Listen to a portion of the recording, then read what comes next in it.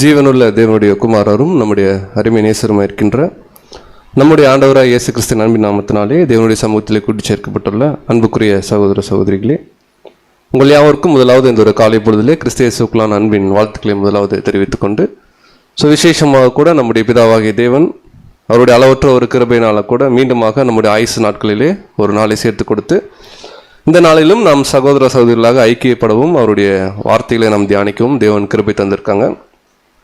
இந்த நாளில் நம்மளுடைய ஆவிக்குரிய வாழ்க்கைக்கு பிரயோஜனமாக நம்ம பார்க்க இருக்கிற ஒரு வேத பாடத்தின் தலைப்பானது சர்வ சிருஷ்டிக்கும் முந்தின பெருமானவர். யாரை குறித்து நம்ம பார்க்க போகிறோம் அப்படின்னு கேட்டிங்கன்னா, நம்முடைய கர்த்தராகிய இயேசு கிறிஸ்துவை குறித்து தான் இந்த பாடத்தில் நம்ம பார்க்க போகிறோம். இந்த பாடம் எந்த மாதிரியான ஒரு டைப்பில் நம்ம கொண்டு போவோம் அப்படின்றத கூட அறிமுகத்தில் உங்களுக்கு நம்ம சொல்லிடுறோம். இது கம்ப்ளீட்டாக பார்த்தீங்கன்னா ஒரு டாக்ட்ரினல் சப்ஜெக்ட், நம்முடைய விசுவாசத்தை இன்னும் வரிசிக்க பண்ணக்கூடிய ஒரு வேத பாடமாக இருக்கும். இது ஒரு கேரக்டர் ஸ்டடி மாதிரி இருக்காது, பட் கடைசியாக நம்ம கேரக்டரில் தான் கொண்டு வந்து இந்த பாடத்தை நம்ம முடிப்போம். பட் நம்முடைய ஆண்டவராக இயேசு கிறிஸ்துவை ஏன் சர்வ சிருஷ்டிக்கும் முந்தின பெருமானவர், அவர் ஏன் தேவனுடைய தற்சொரூபம் அப்படின்னு சொல்லியிருக்கு, அவர் பிதாவாகிய தேவன்கிட்ட இருந்த நிலைமைகள் என்ன அப்படிங்கிறத குறித்து ரொம்ப நம்ம டீட்டெயிலாக இந்த பாடத்தில் நம்ம என்ன பண்ண போகிறோம்னா நம்ம பார்க்க போகிறோம். மீண்டுமாக அந்த வசனத்தை நம்ம நினைவு கொண்டு வந்துடலாம். கொலோசியர் 1 அதிகாரம் வசனம் 15. கொலோசியர் 1 அதிகாரம் 15 வசனம், அவர் அதரிசனமான தேவனுடைய தற்சொரூபமும் சர்வ சிருஷ்டிக்கும் முந்தின பேருமானவர். நம்முடைய ஆண்டவராக இயேசு கிறிஸ்துவ குறித்து சொல்லும்போது ரொம்ப தெளிவாக அப்போஸ்தலனாகிய பவுல் இங்கே என்ன அட்ரஸ் பண்ணுறாருன்னா, அவர் பிதாவாகிய தேவனுடைய தற்சொரூபம் சர்வ சிருஷ்டிக்கும் முந்தின பெருமானவர். பிதாவாகிய தேவனுடைய தற்சொரூபம் சொல்லும்போது இங்கே வசனம் கிளியரா இருக்கு. பிதாவாகிய தேவன் வேறு, கர்த்தராகிய இயேசு கிறிஸ்து வேறு. இன்னைக்கு நம்ம பார்க்கக்கூடிய இந்த பாடத்துல ஆல்மோஸ்ட் ஒரு 30-40% பார்த்தீங்கன்னா நம்முடைய அடிப்படை சத்தியத்துல திரித்துவம் அப்படிங்கிற ஒரு வேத பாடத்துல நம்ம கோட் பண்ணக்கூடிய வசனங்கள் எல்லாம் இந்த பாடத்துல நம்ம என்ன பண்ணுவோம்னா அதிகமா நம்ம தியானிப்போம். காரணம் என்னன்னா, அவர் சர்வ சிருஷ்டிக்கும் முந்தின பெருமானவர் அப்படிங்கிறத நம்ம கோட் பண்ணும்போது அந்த விஷயங்களெல்லாம், அவர் பரலோகத்தில் எப்படி இருந்தார், அவருடைய நிலைமைகள் என்ன அப்படிங்கிறதெல்லாம் நம்ம என்ன பண்ணுவோம்னா நம்ம திரும்ப ரீகால் பண்ணுவோம்னு பார்ப்போம். சர்வ சிருஷ்டிக்கும் முந்தின பெருமானவர்னா, இப்ப கேள்வி, சர்வ சிருஷ்டி அப்படின்னா அதுக்குள்ள எதெல்லாம் அடங்கும்? பிதாவை தவிர எல்லாமே ஒரே பதிலாக அவர் சொல்லிட்டார், அவ்வளவுதான். இந்த பதிலுக்கு மாற்று கருத்து சொல்ல முடியாது. பட் சர்வ சிருஷ்டின்னு உடனே நம்ம பூமி மட்டும் நம்ம எடுத்துக்க முடியாது. இதை தொடர்ந்து வசனங்கள் நம்ம பின்னாடி வாசிப்போம். பரலோகத்தில் இருக்கிறது, பூலோகத்தில் இருக்கிறது, காணக்கூடியது, காணக்கூடாதது, இது எல்லாமே பார்த்தீங்கன்னா இது எல்லாத்துக்கும் முன்னாடி ஒரு நிலைமை இருக்கு. அந்த நிலைமையை பற்றி சொல்லும் போதுதான் சர்வ சிருஷ்டிக்கும் முந்தின பேருமானவரா யார் இருக்கிறாங்கன்னா நம்முடைய ஆண்டவராகிய இயேசு கிறிஸ்து. இந்த உலகத்துல எதை எடுத்தாலும் சரி, எடுத்த அந்த லிஸ்ட்ல ஃபர்ஸ்ட் யார் இருப்பாங்க அப்படின்னு பார்த்தீங்கன்னா நம்முடைய ஆண்டவராகிய இயேசு கிறிஸ்து இருப்பார். ஒரு உதாரணத்துக்கு சொல்லணும்னா, உயிர்த்தெழுதல் அப்படின்னு ஒரு காரியம் நம்ம எடுக்கிறோம். உயிர்த்தெழுதல்ல யாரு ஃபர்ஸ்ட்? லாசரு இல்லையா? புதிய ஏற்பாட்டுல லாசரு திரும்ப என்ன பண்றாரு? மரிச்சிடுறாரு. பழைய ஏற்பாட்டுல நிறைய சுனேமியாளின் மகன்லாம் உயிரோடு எழும்புனாங்க. பட் அதெல்லாம் டெம்பரவரி. பட் தேவனுடைய திட்டத்துல உயிர்த்தெழுதல் அப்படிங்கிற ஒரு பாயிண்ட் வரும்போது கூட அங்கேயும் முதற் பேரானவராக யார் காணப்படுறாருன்னா கர்த்தராகிய இயேசு கிறிஸ்து தான். வாசிக்கலாம். கொலோசியர் 1 அதிகாரம் 18 வசனம். கொலோசியர் 1 அதிகாரம் 18 வசனம், அவரே சபையாகிய சரீரத்துக்கு தலையானவர், எல்லாவற்றிலும் முதல்வராய் இருக்கும்படி அவரே ஆதியும் மரித்தோரிலிருந்து எழுந்த முதற் பேருமானவர். பாருங்க, எல்லா காரியத்திலையும் ஃபர்ஸ்ட் அப்படின்னா அங்க இயேசு கிறிஸ்து தான் வர்றார். சபை அப்படின்னு தேவனுடைய திட்டத்துல ஒரு வகுப்பார் நம்மளை பத்தி பேசும்போது கூட இந்த சபை 144,000 பேருக்கு ஃபர்ஸ்ட் யாரு, ஹெட் யாரு அப்படின்னா அதுவும் இயேசு கிறிஸ்து தான். அடுத்து சொல்றாங்க, மரித்தோரிலிருந்து எழுந்ததுல யாரு ஃபர்ஸ்ட் அப்படின்னு கேட்டீங்கன்னா கர்த்தராகிய இயேசு கிறிஸ்து தான். இன்னொரு வார்த்தை கூட சொல்றாரு அந்த இடத்துல, அவரே ஆதியும். உங்க ஆதி அப்படின்னு சொல்லும் போது 2 ஆதி இருக்கு வேதாகமத்துல. யோவான் 1 அதிகாரம் 1 அதிகாரத்துல ஒரு ஆதி இருக்கு. ஆதியாகமம் 1 அதிகாரம் 1 அதிகாரத்துல ஒரு ஆதி இருக்கு. அந்த வசனத்தை நினைவு கொண்டு வந்துடலாம். ஆதியாகமம் 1:1 என்ன சொல்லுது? ஆதியிலே, ஆமா எனக்கு பயமாயிருச்சு, ஆதியிலே வார்த்தை இருந்தது. ஆதியிலே தேவன் வானத்தை பூமி என்ன பண்ணாரு? சிருஷ்டித்தாரு. இந்த ஆதி எதை குறித்து பேசப்படுதுன்னா, தேவன் இந்த பூமி என்ன பண்றாருன்னா சிருஷ்டிக்க ஆரம்பிக்கும் போது ஒரு இடைப்பட்ட நாட்கள்ல வரக்கூடிய ஒரு ஆதி. பட் இதுக்கு முன்னாடி ஒரு ஆதி இருக்கு. அதை எங்க சொல்றாருன்னா யோவான் 1:1 என்ன பண்றாருன்னா சொல்றாரு, கவனிக்கலாம். யோவான் 1:1 ஆதியிலே வார்த்தை இருந்தது, அந்த வார்த்தை தேவனிடத்தில் இருந்தது, அந்த வார்த்தை தேவனாய் இருந்தது. பாருங்க, இந்த வசனம் நமக்கு நல்லா தெரியும். இங்க ஒரு ஆதி குறிப்பிடப்பட்டிருக்கு, ஆதியிலே வார்த்தை இருந்தது. ஸோ இதை குறித்து நம்முடைய மூத்த சகோதரர் வால்யூம் 6ல ஃபர்ஸ்ட் சாப்டர்லேயே டீல் பண்ணுவார். கிரியேஷன் அப்படிங்கிற ஒரு பாயிண்ட், அதாவது உலகத்தில் என்னென்ன படைப்புகள் இருக்கு, டார்வினுடைய கோட்பாடு என்ன சொல்லுது, அதெல்லாம் பற்றி டிஸ்கஸ் பண்ணும்போது இதை பேசுவார். அதாவது யோவான் 1:1 சொல்லக்கூடிய ஆதி தான் இருக்கிறதுலையே ஃபர்ஸ்ட். அதுக்கப்புறம் வந்த ஆதி தான் பூமியை படைக்கும் போது இருந்த ஆதியாகமம் 1:1. ஸோ இந்த வசனம் நல்லா தெரியும். ஆதியிலே வார்த்தை இருந்தது. In the beginning there was a logos. கர்த்தராகிய இயேசு கிறிஸ்துவுக்கு கொடுக்கப்பட்ட ஒரு பேர் வார்த்தை. அந்த வார்த்தை தேவனிடத்தில் இருந்தது. இயேசு கிறிஸ்து தேவன் கிட்ட தான் இருந்தாரு. அந்த வார்த்தை தேவனா இருந்தது அப்படிங்கறது கூட நம்ம திருத்துவம் பாடத்துல பார்த்துக்கிறோம். அந்த வார்த்தை தேவனா இல்ல, அந்த வார்த்தை தேவனுடைய தன்மை கொண்டிருந்தது என்று என்ன பண்ணணும்னா பொருள் போடும். அதுதான் அதனுடைய சாராம்சம். அப்ப பிதாவாகிய தேவனுடைய தற்சொரூபமாக யார் காணப்பட்டாங்க அப்படின்னு கேட்டீங்கன்னா கர்த்தராகிய இயேசு கிறிஸ்து. ஸோ அவர் என்னவாக இருந்தார் பரலோகத்துல அப்படின்னு பார்த்தீங்கன்னா, அதாவது பிதாவாகிய தேவன் கூட அவர் பரலோகத்தில் இருந்த நிலைமையை குறித்து வேதாகமம் நமக்கு என்ன சொல்லுதுன்னா, அவர் தான் வார்த்தை. அதனுடைய கிரேக்க பதம் பார்த்தீங்கன்னா logos. In the beginning there was a logos. So அப்படின்னா கர்த்தருடைய வார்த்தை அப்படிங்கிறது இயேசு கிறிஸ்து கொடுக்கப்பட்ட பேரா அப்படின்னு ஒரு கேள்வி கேட்டால் நம்ம என்ன பதில் சொல்லணும்? ஆமாம், இயேசு கிறிஸ்து கொடுக்கப்பட்ட பேர். எப்படி? அதுக்கு ஏதாவது வசனம் இருக்கா? அதாவது ஆதியிலே வார்த்தை இருந்ததுன்னு அந்த வார்த்தை இயேசு கிறிஸ்து நம்ம என்ன பண்றோம்? சூட் பண்றோம். இப்ப கேள்வி, அந்த வார்த்தைங்கிறது இயேசு கிறிஸ்து தான் குறிக்கும்னு ஏதாவது வசனம் இருக்கா பைபிள்ல? அந்த வார்த்தை மாம்சமாகி வந்துச்சு, அதை எடுத்துக்கலாம். இந்த மாதிரி கேள்விகள் வரும்போது நமக்கு வேதாகமத்தை நம்ம என்ன பண்ணலாம், கொஞ்சம் ஆராய்ந்து பார்த்தோம்னா இங்கே கொஞ்சமும் அங்கே கொஞ்சமும் இருக்கும். வெளிப்படுத்தல் 19:13. வெளிப்படுத்தின விசேஷம் 19:13 இரத்தத்தில் தோய்க்கப்பட்ட வஸ்திரத்தை தரித்திருந்தார், அவருடைய நாமம் தேவனுடைய வார்த்தை என்பதே. பாருங்க, அவருடைய நாமம் தேவனுடைய வார்த்தை என்பது. அப்ப கிளியரா பார்க்கிறோம், கர்த்தராகிய இயேசு கிறிஸ்து தேவனுடைய வார்த்தையா இருக்கிறார். நமக்கு நல்லாவே தெரியும், பிதாவாகிய தேவன் வேறு, கர்த்தராகிய இயேசு கிறிஸ்து வேறு. ஆனா பிதாவாகிய தேவனுடைய நேரடி சிருஷ்டிப்பு, அதாவது ஜெனிப்பித்தல் கர்த்தராகிய இயேசு கிறிஸ்து மட்டும்தான். அதோட தேவன் அங்க ஹோல்டு பண்ணிக்கிறார். இயேசு கிறிஸ்துவை கொண்டுதான் லூசிஃபர்ல இருந்து மற்ற எல்லா படைப்புகளையும் என்ன பண்றாருன்னா பிதாவாகிய தேவன் என்ன பண்றாருன்னா செய்யறார். அப்ப பூமியை உருவாக்குனார்ல, உருவாக்குனார் இல்லைங்களா? 7 நாள் பிதாவாகிய தேவன் தான் உருவாக்குனார். ஆனா யாரை வச்சு உருவாக்குனார்? கர்த்தராகிய இயேசு கிறிஸ்து வச்சு உருவாக்குனார். இதை எப்படி நம்ம அழகா நம்ம புரிஞ்சுக்கலாம் அப்படின்னு பாத்தீங்கன்னா, வசனமே அப்படிதான் இருக்கு. இப்ப கர்த்தருடைய வார்த்தைங்கிறது யாருடைய பேரு? இயேசு கிறிஸ்து பேரு. இப்ப வசனம் வாசிக்கலாம். சங்கீதம் 33:6. 33 சங்கீதம் 6 கர்த்தருடைய வார்த்தையினால் வானங்களும் அவருடைய வாயின் சுவாசத்தினால் அவைகளின் சர்வசேனையும் உண்டாக்கப்பட்டது. பாருங்க, கிளியரா இருக்கு. கர்த்தருடைய வார்த்தையினாலே வானங்கள் என்னாச்சு? அப்ப பிதாவாகிய தேவன் தான் சிருஷ்டிப்பின் காரணர், அதுல எந்த மாற்று கருத்து இல்லை. ஆனா பிதாவாகிய தேவன் எப்படி படைக்கிறாரா? தன்னுடைய வார்த்தையா இருக்கிற நம்முடைய ஆண்டவராகிய இயேசு கிறிஸ்து மூலமாக தான் வானங்களையும் அதில் உள்ள எல்லாத்தையும் என்ன பண்றாரு? கிரியேஷன். ஆதியாகமம் 1 இருக்கக்கூடிய கிரியேஷன் எல்லாமே நம்முடைய ஆண்டவராகிய இயேசு கிறிஸ்து மூலமா தான் அங்க நடக்குது. அப்ப தேவன் வெளிச்சம் உண்டாக கடவுது அப்படின்னு பேசுறாரு இல்லையா? இது தேவனுடைய படைப்பு தான், நேரடி படைப்பு தான்.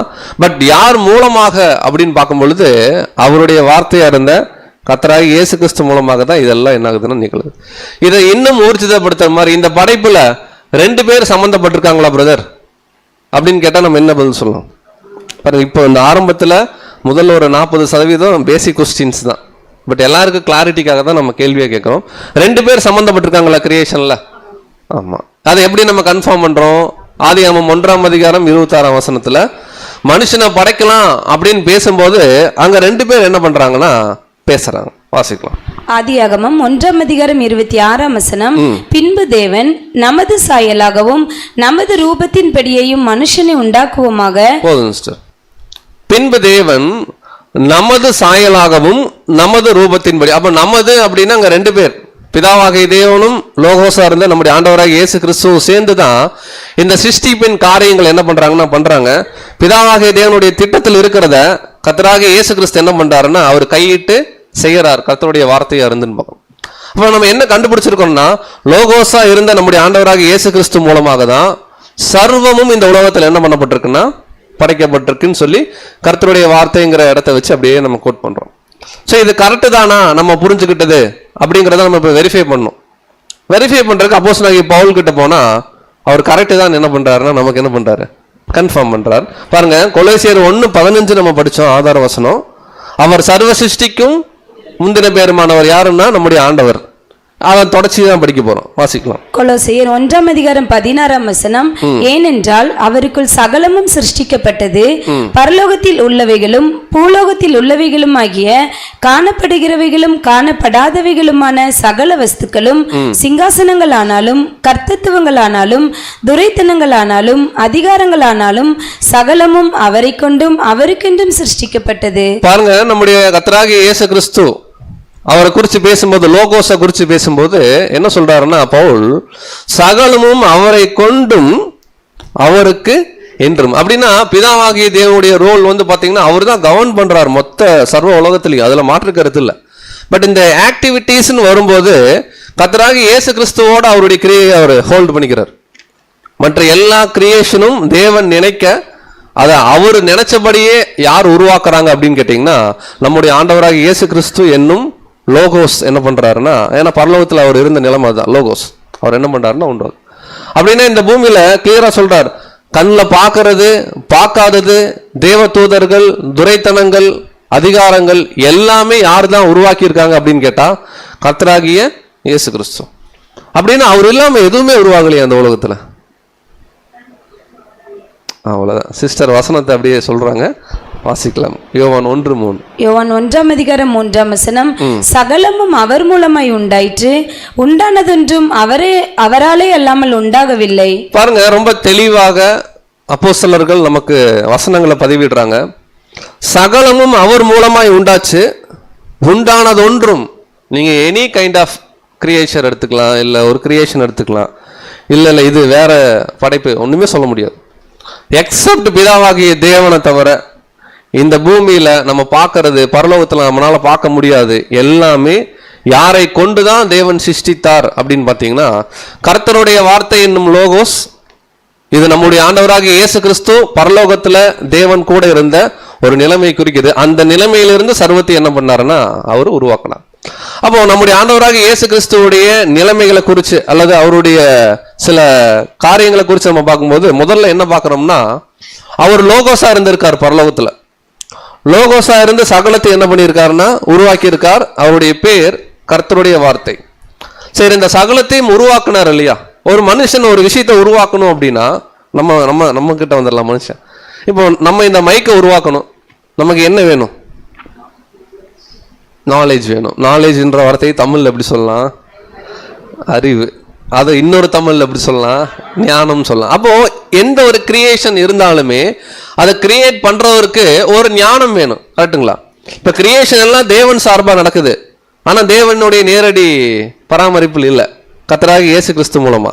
இப்ப அடுத்து லோகோஸா இருந்த நம்முடைய ஆண்டவராகிய இயேசு கிறிஸ்து லோகோஸ் நிலைமையிலேயே அவர் என்னவாகவும் இருக்கிறார் அப்படின்னு பாத்தீங்கன்னா கர்த்தருடைய அல்லது தேவனுடைய ஞானமாக அவர் என்ன பண்றாருன்னா செயல்படுறார். நல்லா புரிஞ்சுக்கலாம். இது ஒரு ரோலா நீங்க எடுத்துக்க வேணாம். இந்த கலர் சட்டை போட்டிருந்தார், அப்புறம் அந்த கலர் சட்டை அந்த மாதிரி எடுத்துக்க வேணாம். அவர் லோகோஸ் தான். லோகோஸா இருந்ததை நம்ம புரிஞ்சுக்கிறதுக்கு நம்ம எப்படி சொல்றோம்னா அவர் தேவனுடைய ஞானமாக என்ன பண்ணாருன்னா இருந்து செயல்பட்டார், அவர் பண்ண கிரியேஷன் எல்லாம். அப்போ கர்த்தராகிய இயேசு கிறிஸ்து தேவனுடைய ஞானமா அப்படின்னு கேட்டா வசனங்கள் நிறைய நம்மளால என்ன பண்ண முடியும், குறிப்பிட முடியும். வாசிக்கலாம். 1 கொரிந்தியர் 1:24. 1 கொரிந்தியர் 1:24. ஆகிலும் யூதரானாலும் கிரேக்கரானாலும் எவர்கள் அழைக்கப்பட்டிருக்கிறார்களோ அவர்களுக்கு கிறிஸ்து தேவ பலனும் தேவ ஞானமுமாய் இருக்கிறார். கிளியரா சொல்றார் அப்போஸ்தலனாகிய பவுல், கிறிஸ்து தேவ பலனும் தேவ ஞானம், அவருடைய வல்லமையினாலதான் எல்லாம் உண்டாகுது. அதே போல தேவ ஞானமா இருக்கார். இங்க வசனம் மாறி இருக்கு, ஆக்சுவலா 31 இருக்கும். அவரே நமக்கு பரிசுத்தமும் நீதியும் ஞானமும் சொல்லி ஒரு வசனம் 31 இருக்கும். அப்போ நம்முடைய ஆண்டவராக இயேசு கிறிஸ்து த விஸ்டம் ஆஃப் காடாவும் என்ன பண்றாருன்னா இருந்து இந்த கிரியேஷன் ஆக்டிவிட்டிஸ் எல்லாம் பண்றார். அதை குறித்து வசனம் வாசிக்கலாம். லூக்கா 11 வாசிக்கலாம். 41. லூக்கா 11ஆம் அதிகாரம் 49ஆம் வசனம். ஆதலால் தேவ ஞானமானது. பாருங்க, இப்ப தேவ ஞானம் சொல்லுது. தேவ ஞானம் யாரு? கர்த்தராகிய இயேசு கிறிஸ்து என்ன சொல்றார்? நான் தீர்க்கதரிசிகளையும் அப்போஸ்தலர்களையும் அவர்களிடத்தில் அனுப்புவேன், அவர்களில் சிலரை கொலை செய்து சிலரை துன்பப்படுத்துவார்கள். அப்போ தேவ ஞானம் சொல்றபடி எக்ஸாக்டா என்ன இருக்கு, நடந்திருக்கு. அப்போ லோகோஸா இருந்த கர்த்தருடைய வார்த்தையா இருந்த நம்முடைய ஆண்டவராகிய இயேசு கிறிஸ்து இந்த கிரியேஷன் ஆக்டிவிட்டிஸ் எல்லாம் பண்ணாருன்னு பார்த்தோம் இல்லைங்களா? இந்த கிரியேஷன் ஆக்டிவிட்டிஸை ஒருத்தர் பண்ணணும் அப்படின்னா ஞானம் தான் அங்க முக்கியமான ரோல். அப்ப தேவனுடைய ஞானமா, தேவன் சார்பா இந்த கிரியேஷனை பண்ணதெல்லாம் யார் அப்படின்னு கேட்டீங்கன்னா நம்முடைய ஆண்டவராகிய இயேசு கிறிஸ்து. இதுக்கு பெஸ்ட் எக்ஸாம்பிள் என்னன்னா நீதிமொழிகள் 8ஆம் அதிகாரம் தான். அகைன் ட்ரினிட்டி சப்ஜெக்டை நீங்க ஞாபகம் வச்சுக்க. ஞானம் கூப்பிடுகிறது இல்லையோ, வீதிகளிலும் சந்துகளிலும் இருந்து சத்தம் விடுகிறது இல்லையோ அப்படின்னு சொல்லி அந்த 8ஆம் அதிகாரம் ஆரம்பிக்கும். அப்படி ஆரம்பிக்கும் போது அந்த ஞானம் தான் இயேசு கிறிஸ்துன்னு கண்டுபிடிச்சிட்டோம். இப்ப இயேசு கிறிஸ்து, லோகோஸா இருந்த இயேசு கிறிஸ்து என்ன பேசுறார் அப்படிங்கறத கவனிக்கலாம். அதே நீதிமொழிகள் 8ஆம் அதிகாரம் 22 மற்றும் 23. நீதிமொழிகள் 8ஆம் அதிகாரம் வசனங்கள் 22 முதல். கர்த்தர் தமது கிரியைகளுக்கு முன் பூர்வ முதல் என்னை தமது வழியின் ஆதியாக கொண்டிருந்தார். போதும். கர்த்தர் தமது கிரியைகளுக்கு முன் அப்படின்னா பிதாவாகிய தேவன் கிரியை செஞ்ச மாதிரி இருக்கு. நமக்கு நல்லா தெரியும். கொலோசியர்ல பவுல் சொல்றார், சகலமும் அவரை கொண்டும் அவருக்கென்றும். அப்போ சில இடத்துல தேவன் செஞ்சாரு அப்படின்னா எப்படி புரிஞ்சுக்கணும்னா பை டிஃபால்ட்டா அண்டர்ஸ்டாண்ட் பண்ணிக்கணும். அது இயேசு கிறிஸ்து மூலமா தான். அதை எப்படின்னு சொல்றாருன்னா பூர்வம் முதல், பூர்வம் சொல்றதா யோவான் 1:1 ஆதி. அந்த ஆதி முதல் என்னை, ஞானம் பேசுது, லோகோஸ் பேசுறாரு, என்னை தேவன் தமது வழியின் ஆதியாக என்ன பண்ணார்? ஆதினா அவர் என்ன விஷயத்தை அவர் பண்ணாலும் அதோடைய ஆரம்பத்தில் ஒரு புள்ளி வச்சுதான் கோடு போடுவோம். அந்த புள்ளி யாரா இருப்பாருன்னா கர்த்தராகிய இயேசு கிறிஸ்து.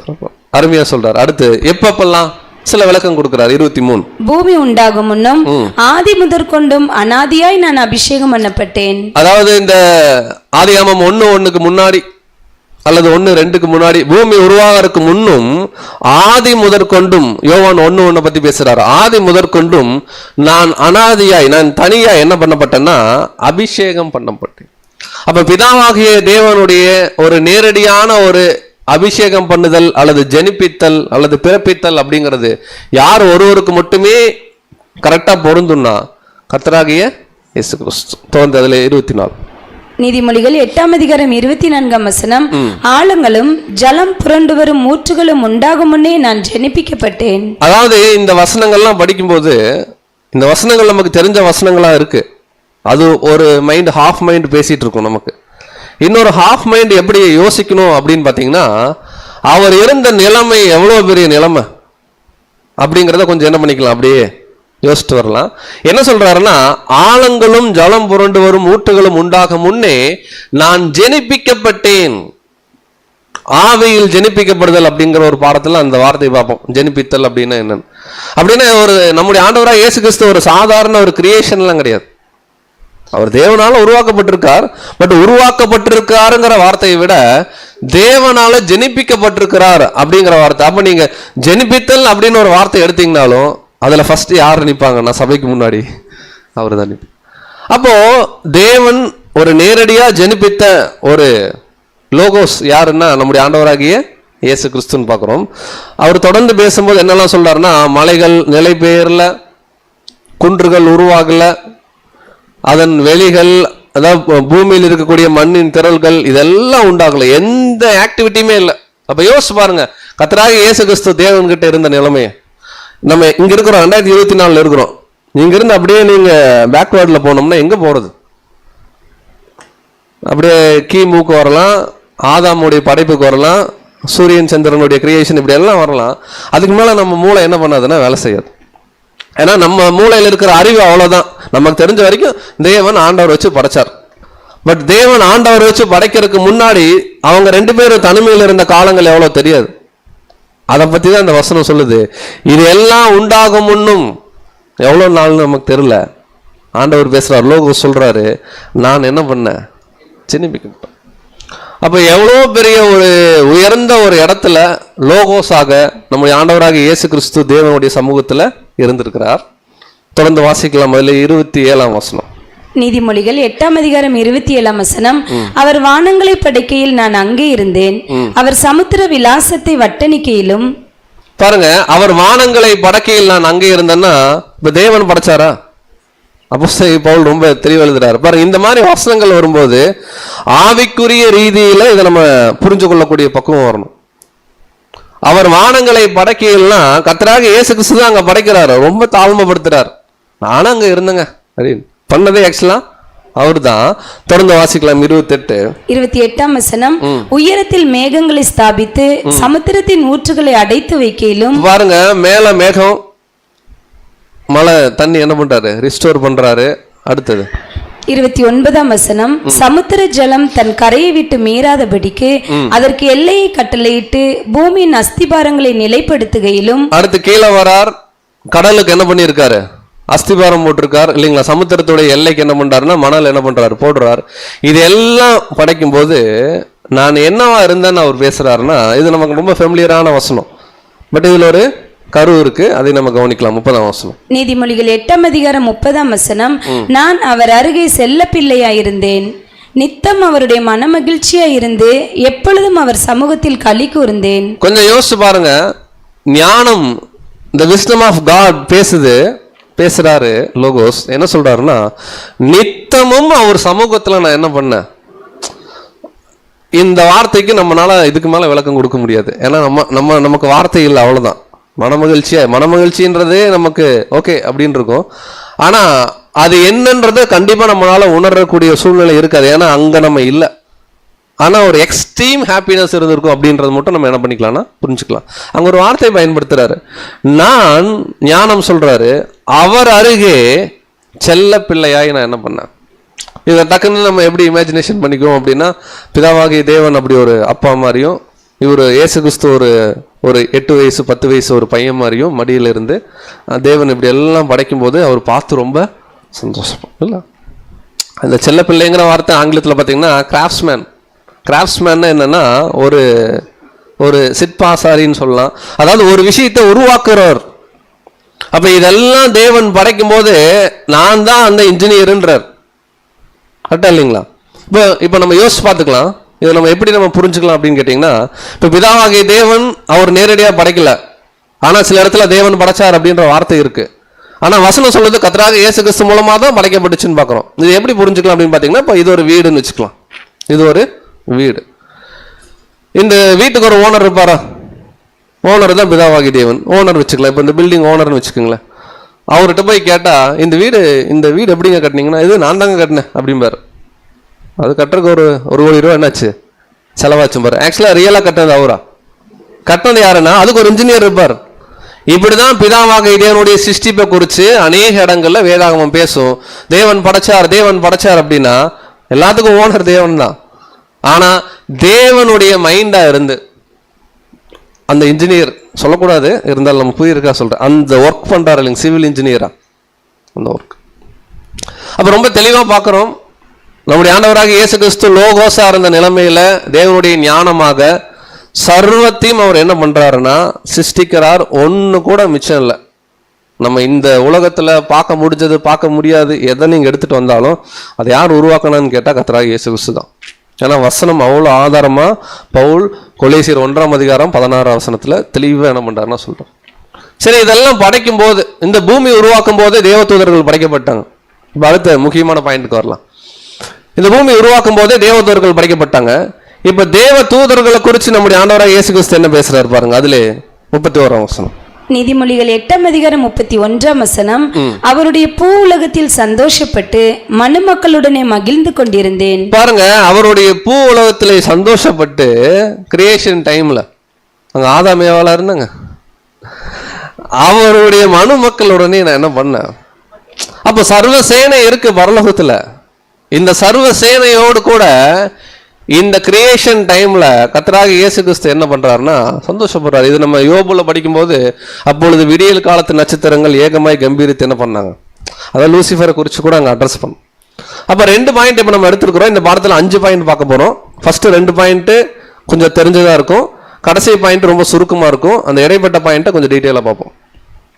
ஃபர்ஸ்ட், கர்த்தராகிய இயேசு கிறிஸ்து தேவனுடைய வார்த்தை, அவருடைய பேரே அதுதான். தேவனுடைய வார்த்தையா இருந்து எல்லா கிரியேஷன் ஆக்டிவிட்டிஸும் பண்றார். அதை எப்படி பண்றாருன்னு சொல்லி பார்க்கும்போது 2வது பாயிண்ட் பார்த்தோம். அவர் தேவனுடைய ஞானமாக இருந்து சர்வத்தையும் என்ன பண்ணார்னா சிருஷ்டித்தார். இது வரைக்கும் நம்ம இப்போ பார்த்துருக்கோம். 3வதா பார்க்கணும். இப்போ பரலோகத்தில் எல்லாத்தையும் படைச்சாச்சு, பூமிக்கும் வந்தாச்சு, பூமியிலையும் கிரியேஷன்லாம் படைச்சாச்சு, ஆதாம் ஏவாள்லாம் வந்தாச்சு. இப்போ அடுத்த தேவனுடைய திட்டம் என்ன ஆகணும்? நகரணும்.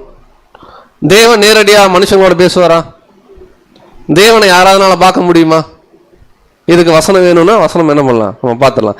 இப்போ அடுத்து தேவன் சார்பா பூமியில சில காரியங்கள் தேவன் சார்பா பண்ண வேண்டிய வேலைகள் வருது. ஏன்னா மனுஷன் பாவம் பண்ணிட்டா அடுத்து மனுஷனுடைய தொடர்பு என்னன்னு கேட்டீங்கன்னா தேவனுக்கு வேணும். இந்த டைம்ல தான் கர்த்தராகிய இயேசு கிறிஸ்து லோகோஸ் என்னும் நிலைமையில் இருந்த கர்த்தராகிய இயேசு கிறிஸ்து பரலோகத்துல லோகோஸ், அந்த பரலோகத்திலிருந்து பூமிக்கு வராரு இல்லைங்களா? பூமிக்கு யாரு தான் வர முடியும்னா தேவ தூதர்கள் தான் வர முடியும். இப்ப அடுத்து கர்த்தராகிய இயேசு கிறிஸ்து லோகோஸ்ங்கிற நிலைமையில இருந்து அடுத்து இயேசு கிறிஸ்துவோடைய ப்ரீ ஹியூமன் எக்ஸிஸ்டன்ஸ் சொல்றாங்க ஆங்கிலத்துல. அதாவது அவர் மனிதனா பிறக்கிறதுக்கு முன்னாடி இருந்த நிலைமை பூமிக்கு வந்துட்டு இருக்கும்போது பரலோகத்தில் என்னவா இருக்கிறாருன்னா கர்த்தருடைய தூதன், த ஏஞ்சல் ஆஃப் ஜெகோவாவா என்ன பண்றாருன்னா கர்த்தராகிய இயேசு கிறிஸ்து அநேக இடங்கள் என்ன பண்றாருன்னா அவர் விட்னஸ் பண்றார். இதை நம்ம எப்படி புரிஞ்சுக்கலாம்னா கர்த்தருடைய வார்த்தைன்றது யாரு? நம்முடைய ஆண்டவராகிய இயேசு கிறிஸ்து. அதே புரிந்து கொள்ளுதலோட இப்ப வாசிக்கலாம். ஆதியாகமம் 15ஆம் அதிகாரம் 1ஆம் வசனம். ஆதியாகமம் 15ஆம் அதிகாரம் 1ஆம் வசனம். இந்த காரியங்கள் நடந்த பின்பு கர்த்தருடைய வார்த்தை ஆபிரகாமுக்கு தரிசனத்திலே உண்டாகி அவர், ஆபிராமே நீ பயப்படாதே, நான் உனக்கு கேடகமும் உனக்கு மகா பெரிய பலனுமாய் இருக்கிறேன் என்றார். பாருங்க இந்த வசனத்தை புரிஞ்சுக்கிற மாதிரி. இதெல்லாம் நடந்த பிறகு கர்த்தருடைய வார்த்தை ஆபிரகாமுக்கு என்ன ஆச்சு? தரிசனத்துல உண்டாச்சு. எப்படி உண்டாயிருக்கும்? ஆபிரகாம் அப்படி தூங்கிட்டு இருக்கும்போது ஒரு பைபிள் வசனம் அப்படி ஓபிஎஸ் டிஸ்கன்யூன்னு வருது. சரி பார்க்கலாம், அப்படியே எழுதுமா கர்த்தருடைய வார்த்தை என்ன ஆகுது? அப்ப நம்ம எப்படி புரிஞ்சுக்கிறோம் அப்படின்னு கேட்டீங்கன்னா நம்முடைய ஆண்டவராகிய இயேசு கிறிஸ்து ஆக்சுவலா தேவன் நேரடியாக தொடர்பு கொள்ள முடியாது. அப்படிதான் ரெக்கார்டிங் போட்டதுன்னா போட்டு விட்டலாம்.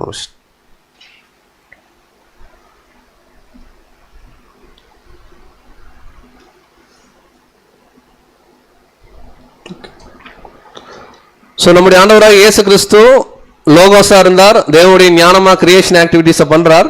இப்போ நம்ம பார்க்கறது வந்து பார்த்தீங்கன்னா கர்த்தருடைய தூதன். அப்போ ஆபிரகாம் கிட்ட தேவன் இடைபடுறார். தேவன் நேரடியா என்ன பண்ண மாட்டார், இடைபட மாட்டார். இங்க என்ன தேவன் பேசுறாருன்னா கர்த்தருடைய வார்த்தை.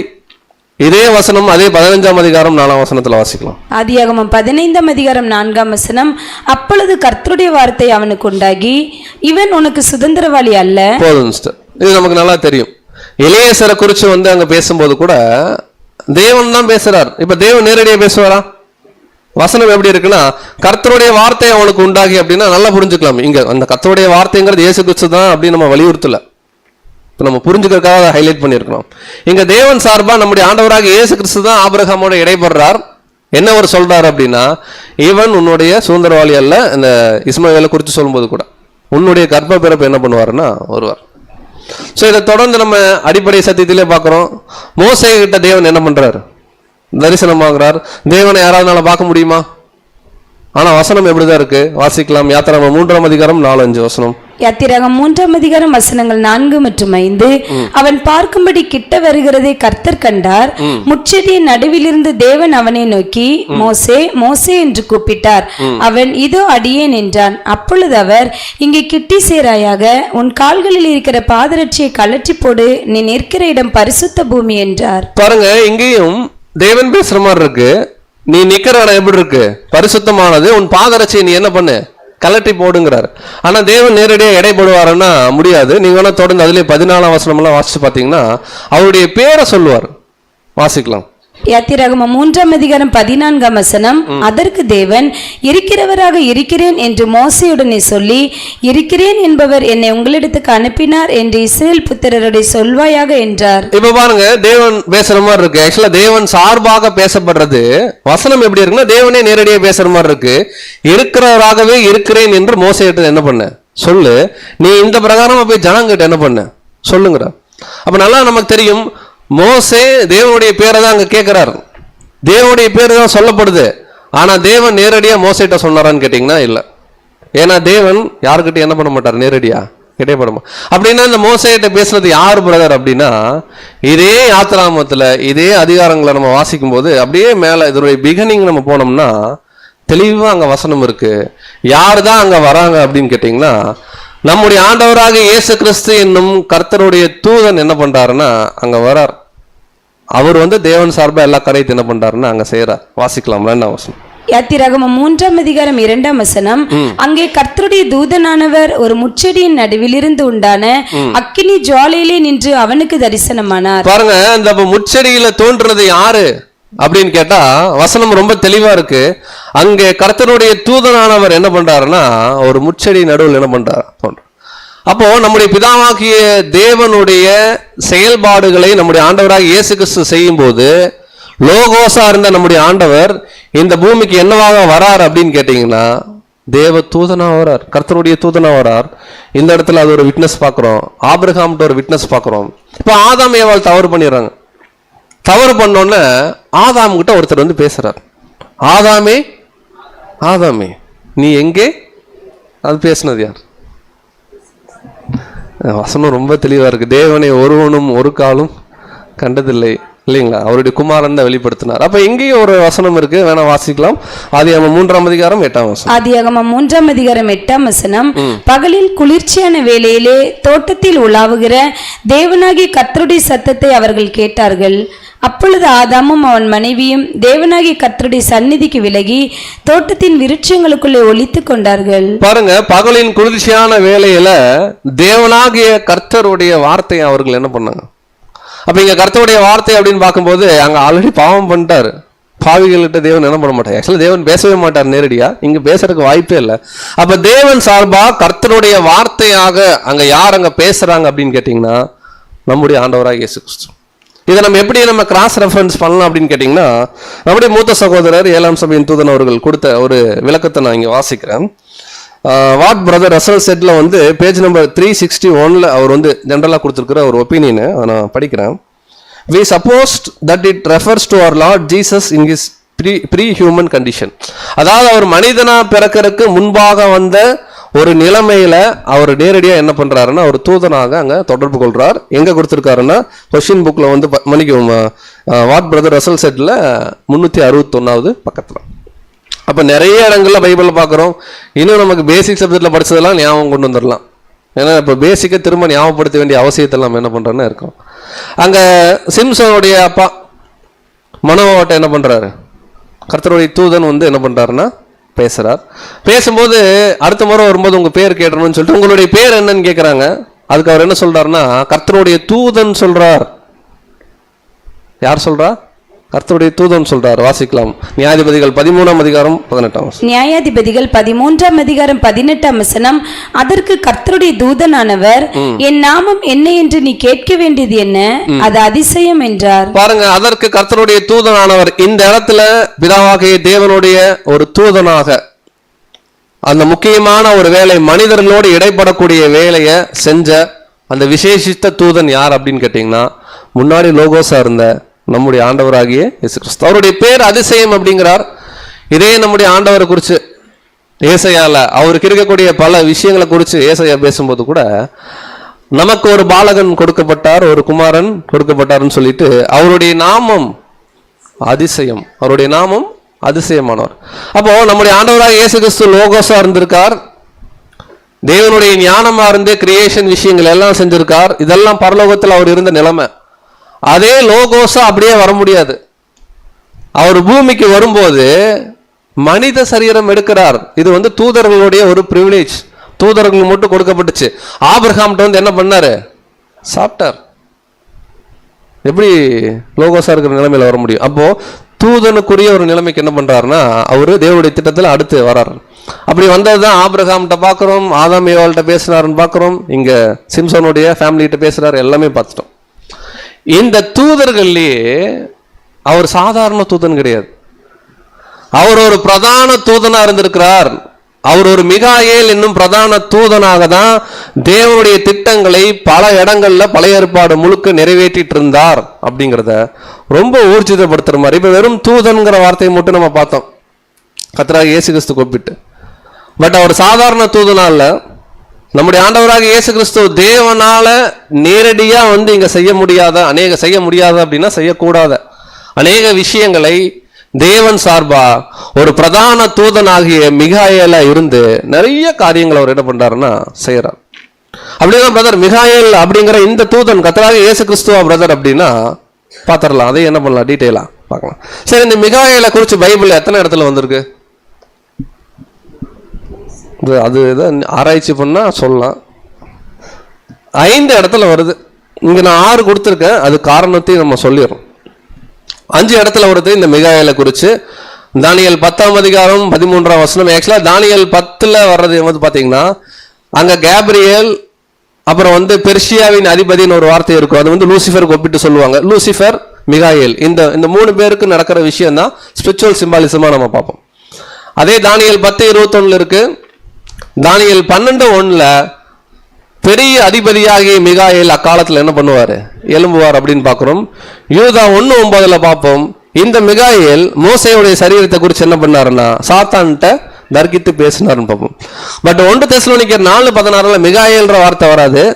ஆனா பிரதான தூதன் நம்முடைய ஆண்டவருடைய 2ஆம் வருகை குறித்து சொல்லும் போது பிரதான தூதனுடைய சத்தத்தோடும் தேவ எக்காலத்தோடும் என்ன பண்ணுவார், வானத்திலிருந்து இறங்கி வருவார் இருக்கும். அது என்னன்றதை பார்க்கலாம். இறுதியா ரெவலேஷன் 12ஆம் அதிகாரத்துல கூட மிகாயேல் போரிட்டார் அப்படிங்கிற விஷயத்தை என்ன பண்ணுவோம்னா நம்ம பார்ப்போம். ஆக்சுவலா இந்த ரெவலேஷன் 12 சாப்டரை நம்ம ரொம்ப எளிமையா நம்ம பார்த்துடலாம். அதோடைய விளக்கத்தெல்லாம் படிச்சிருக்கிறோம்.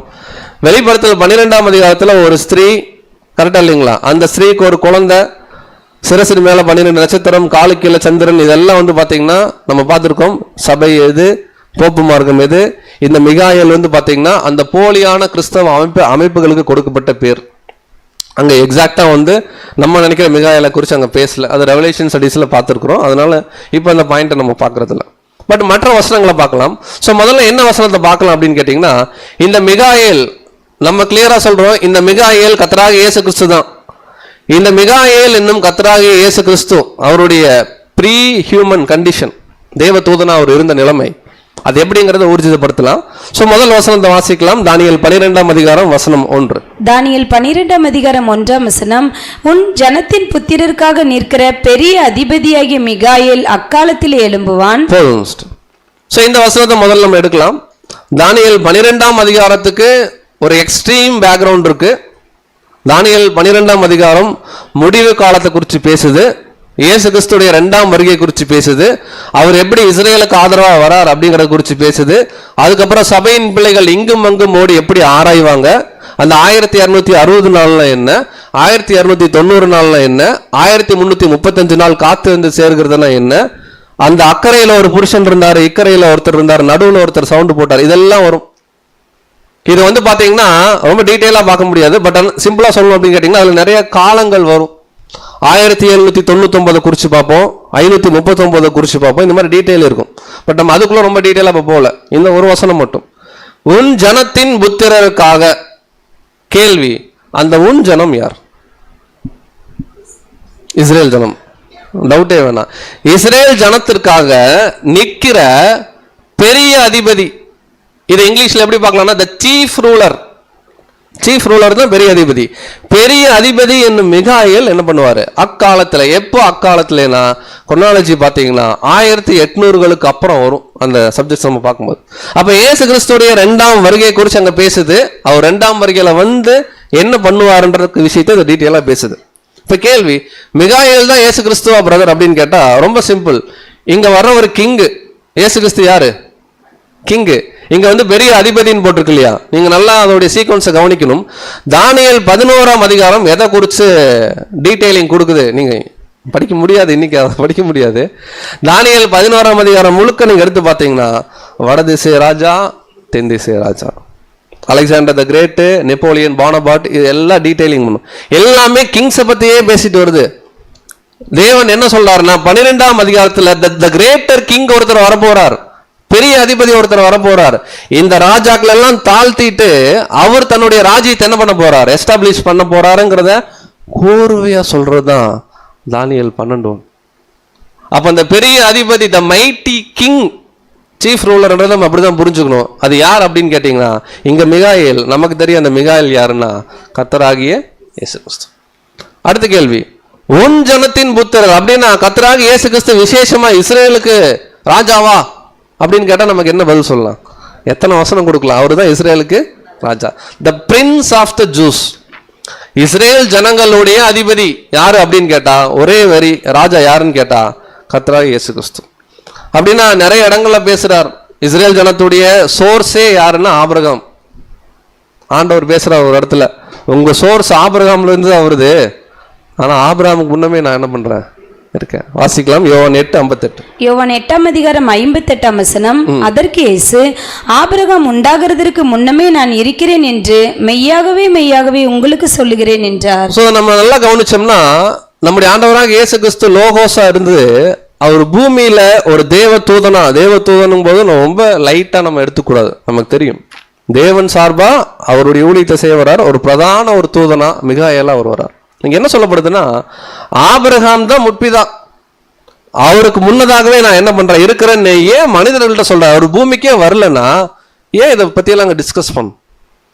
அப்ப கிளியரா சொல்றாரு, ஆபிரகாம்கிட்ட வந்து பேசுனது கூட இவர் தாங்கிறது என்ன பண்றாருன்னு அங்க பேசுறாரு. அடுத்து மிகாயேல் வந்து த பிரின்ஸ் ஆஃப் ஜூஸ், அதாவது யூதர்களுடைய அதிபதி தான் யாருன்னா மிகாயேல். அப்ப கர்த்தராகிய இயேசு கிறிஸ்து யூதருக்கு ராஜாவா அதிபதியா அப்படின்னு கேட்டா வசனங்கள் நம்ம கோட் பண்ணலாம், நமக்கு தெரியும். பட் இருந்தாலும் வசனத்தை என்ன பண்ணிக்கலாம்னா கோட் பண்ணி நம்ம ஞாபகப்படுத்திக்கலாம். மீகா 5:2. மீகா 5:2.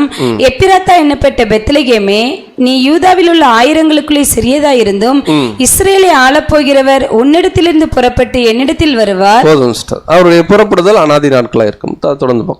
அப்போ இஸ்ரேலை ஆளப்போகிறவர், அதாவது யூதர்களுடைய அதிபதி, த பிரின்ஸ், எங்கிருந்து வருவாருன்னு பாத்தீங்கன்னா பெத்லகேம். அப்ப பாக்குறோம் கர்த்தராகிய இயேசு கிறிஸ்துக்கும் இஸ்ரேல் ஜனத்துக்கும் விசேஷித்த ஒரு கனெக்ஷன் இருக்கு. அதே தான் மிகாயேலை பத்தி சொல்றாரு. மிகாயேல் ஒரு பெரிய அதிபதி, யூத ஜனங்களுடைய ரட்சிப்புக்கு வராரு. எல்லாமே பாக்குறோம். கிங்கு, அதான் சீஃப் ரூலர்னு பாக்குறோம். இப்ப அடுத்த வசனத்துக்குள்ள போலாம். இதே மிகாயேலை குறிச்சு தானியேல் 10:13 வாசிக்கலாம். தானியேல் 10:13. பெர்சியா ராஜ்யத்தின் அதிபதி 21 நாள் மட்டும் என்னோடு எதிர்த்து நின்றான். ஆனாலும் பிரதான அதிபதிகளில் ஒருவனாகிய மிகாயேல் எனக்கு உதவியாக வந்தான். ஆதலால் நான் அங்கே பெர்சியாவின் ராஜாக்களிடத்தில் தரித்திருந்தேன். பாருங்க, இதுல ரெண்டு விஷயம் பார்க்க போறோம். ஃபர்ஸ்ட் விஷயம் என்ன நம்ம பார்க்கலாம் அப்படின்னு கேட்டீங்கன்னா, சரி, அநேக இடங்கள்ல மிகாயேல் வராரு இல்லைங்களா? மிகாயேல் வராத இடத்துல எல்லாம் எந்த தூதன் வருவாரு? நமக்கு தெரியும், கேப்ரியல். இப்ப கேள்வி, இப்ப தேவ திட்டத்திலேயே கர்த்தருடைய தூதனானவராக நம்முடைய ஆண்டவராக இயேசு கிறிஸ்து என்னும் மிகாயேல் தான் எல்லா இடத்துலயும் வந்து வேலை செஞ்சிருக்கணும். ஆனா அவர் சில இடத்துல வரல, சில இடத்துல தூதன் போட்டிருக்கு. பட் சில இடத்துல கேப்ரியல்னு ஒருத்தர் என்ன பண்ணி இருக்கிறாரு, வந்திருக்கிறார். ஏன் மிகாயேல் வராம அந்த இடத்துல எல்லாம் கேப்ரியல் வந்தார்?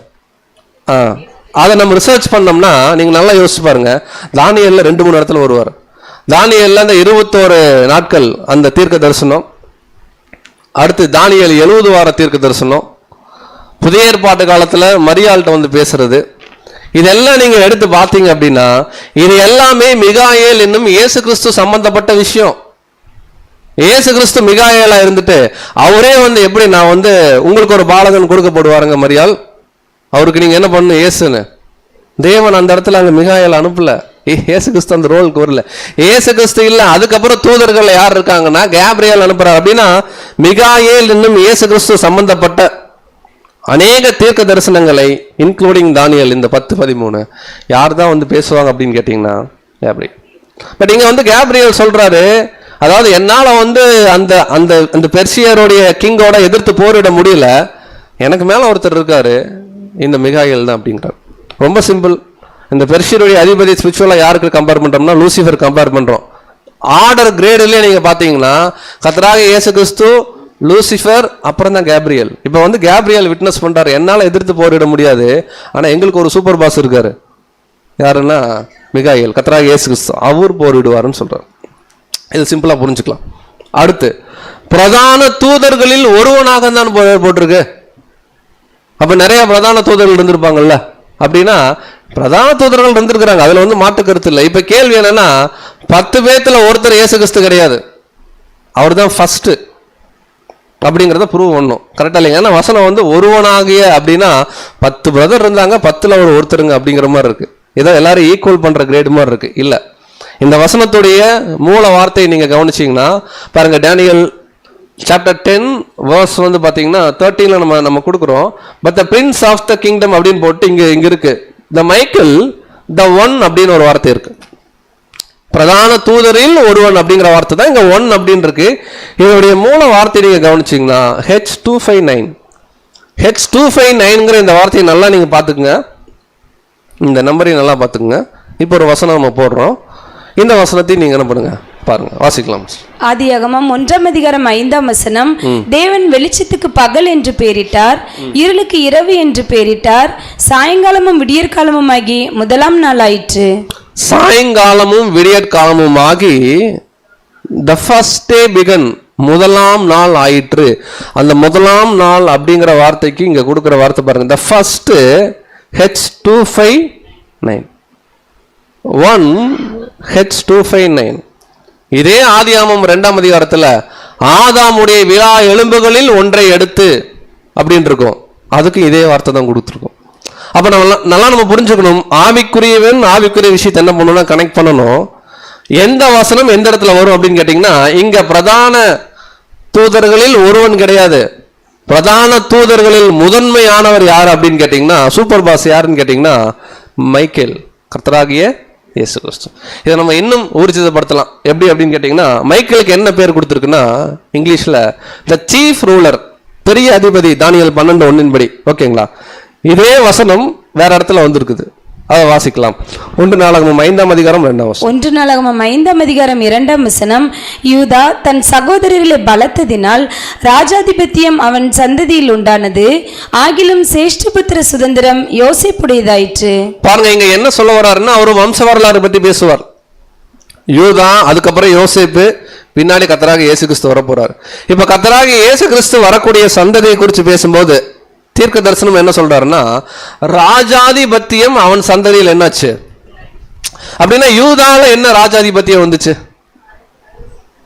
இப்ப நீங்க காட்ஸ் பிளான் மொத்தத்தை எடுக்கணும்.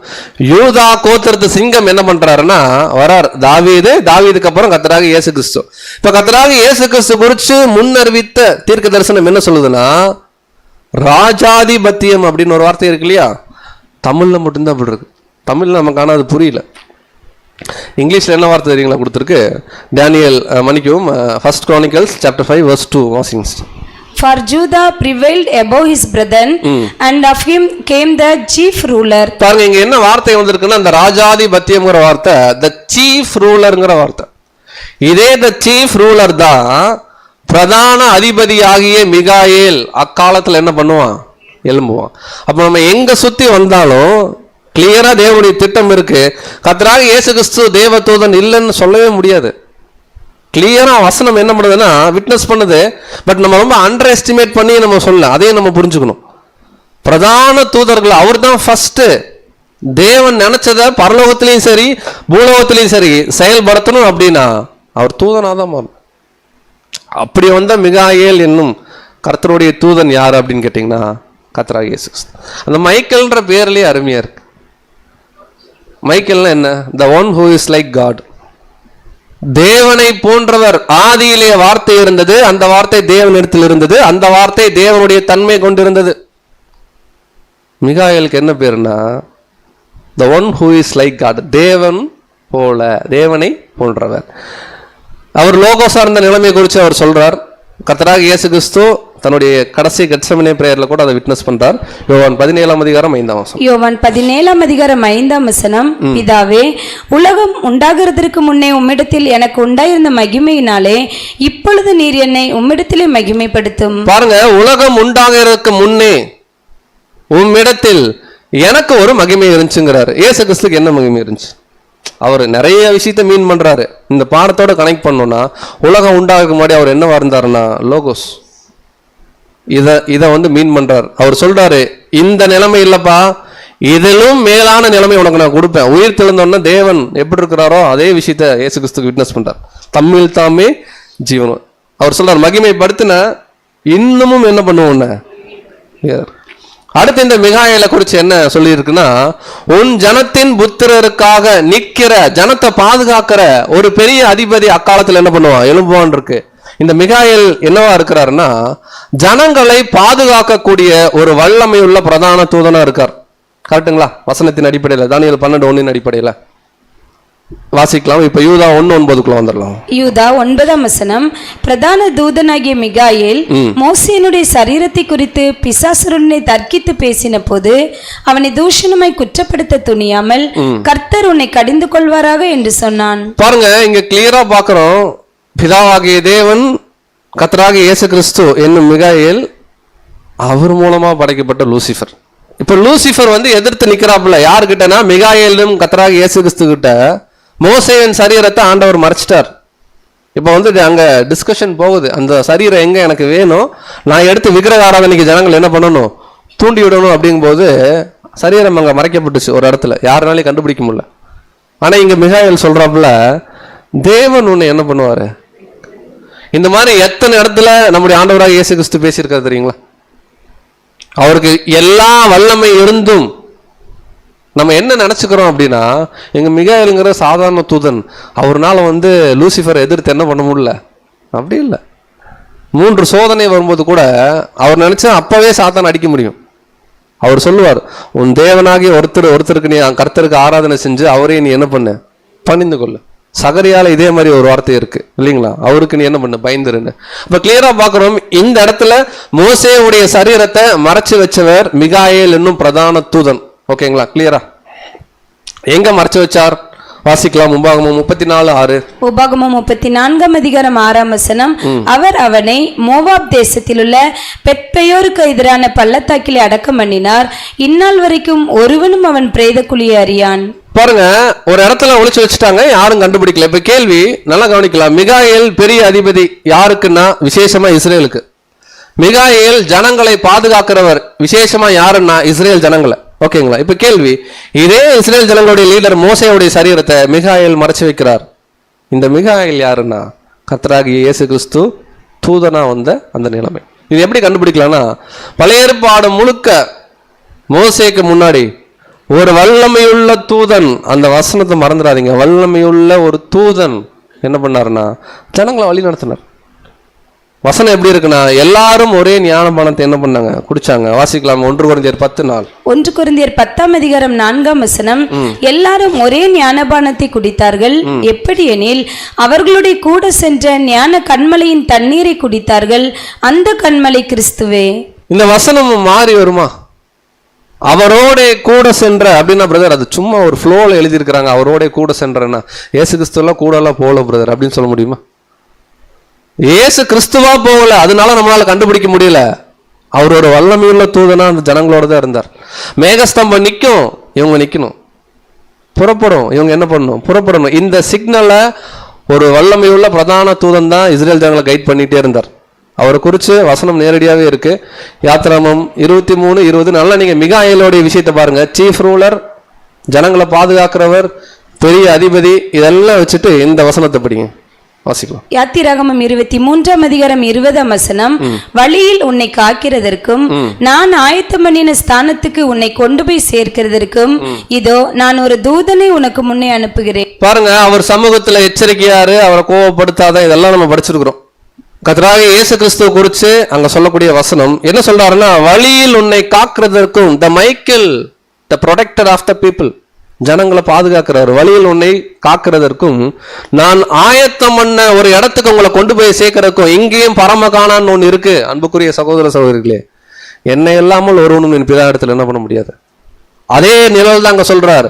கானான் தேசத்துல இஸ்ரேல் ஜனங்களை போய் சேரணும் அப்படின்னா இந்த தூதனுடைய கிருபையெல்லாம் என்ன பண்ண முடியாது. அவரை கோபப்படுத்தினா வனாந்தரத்திலே செத்துருவோம்.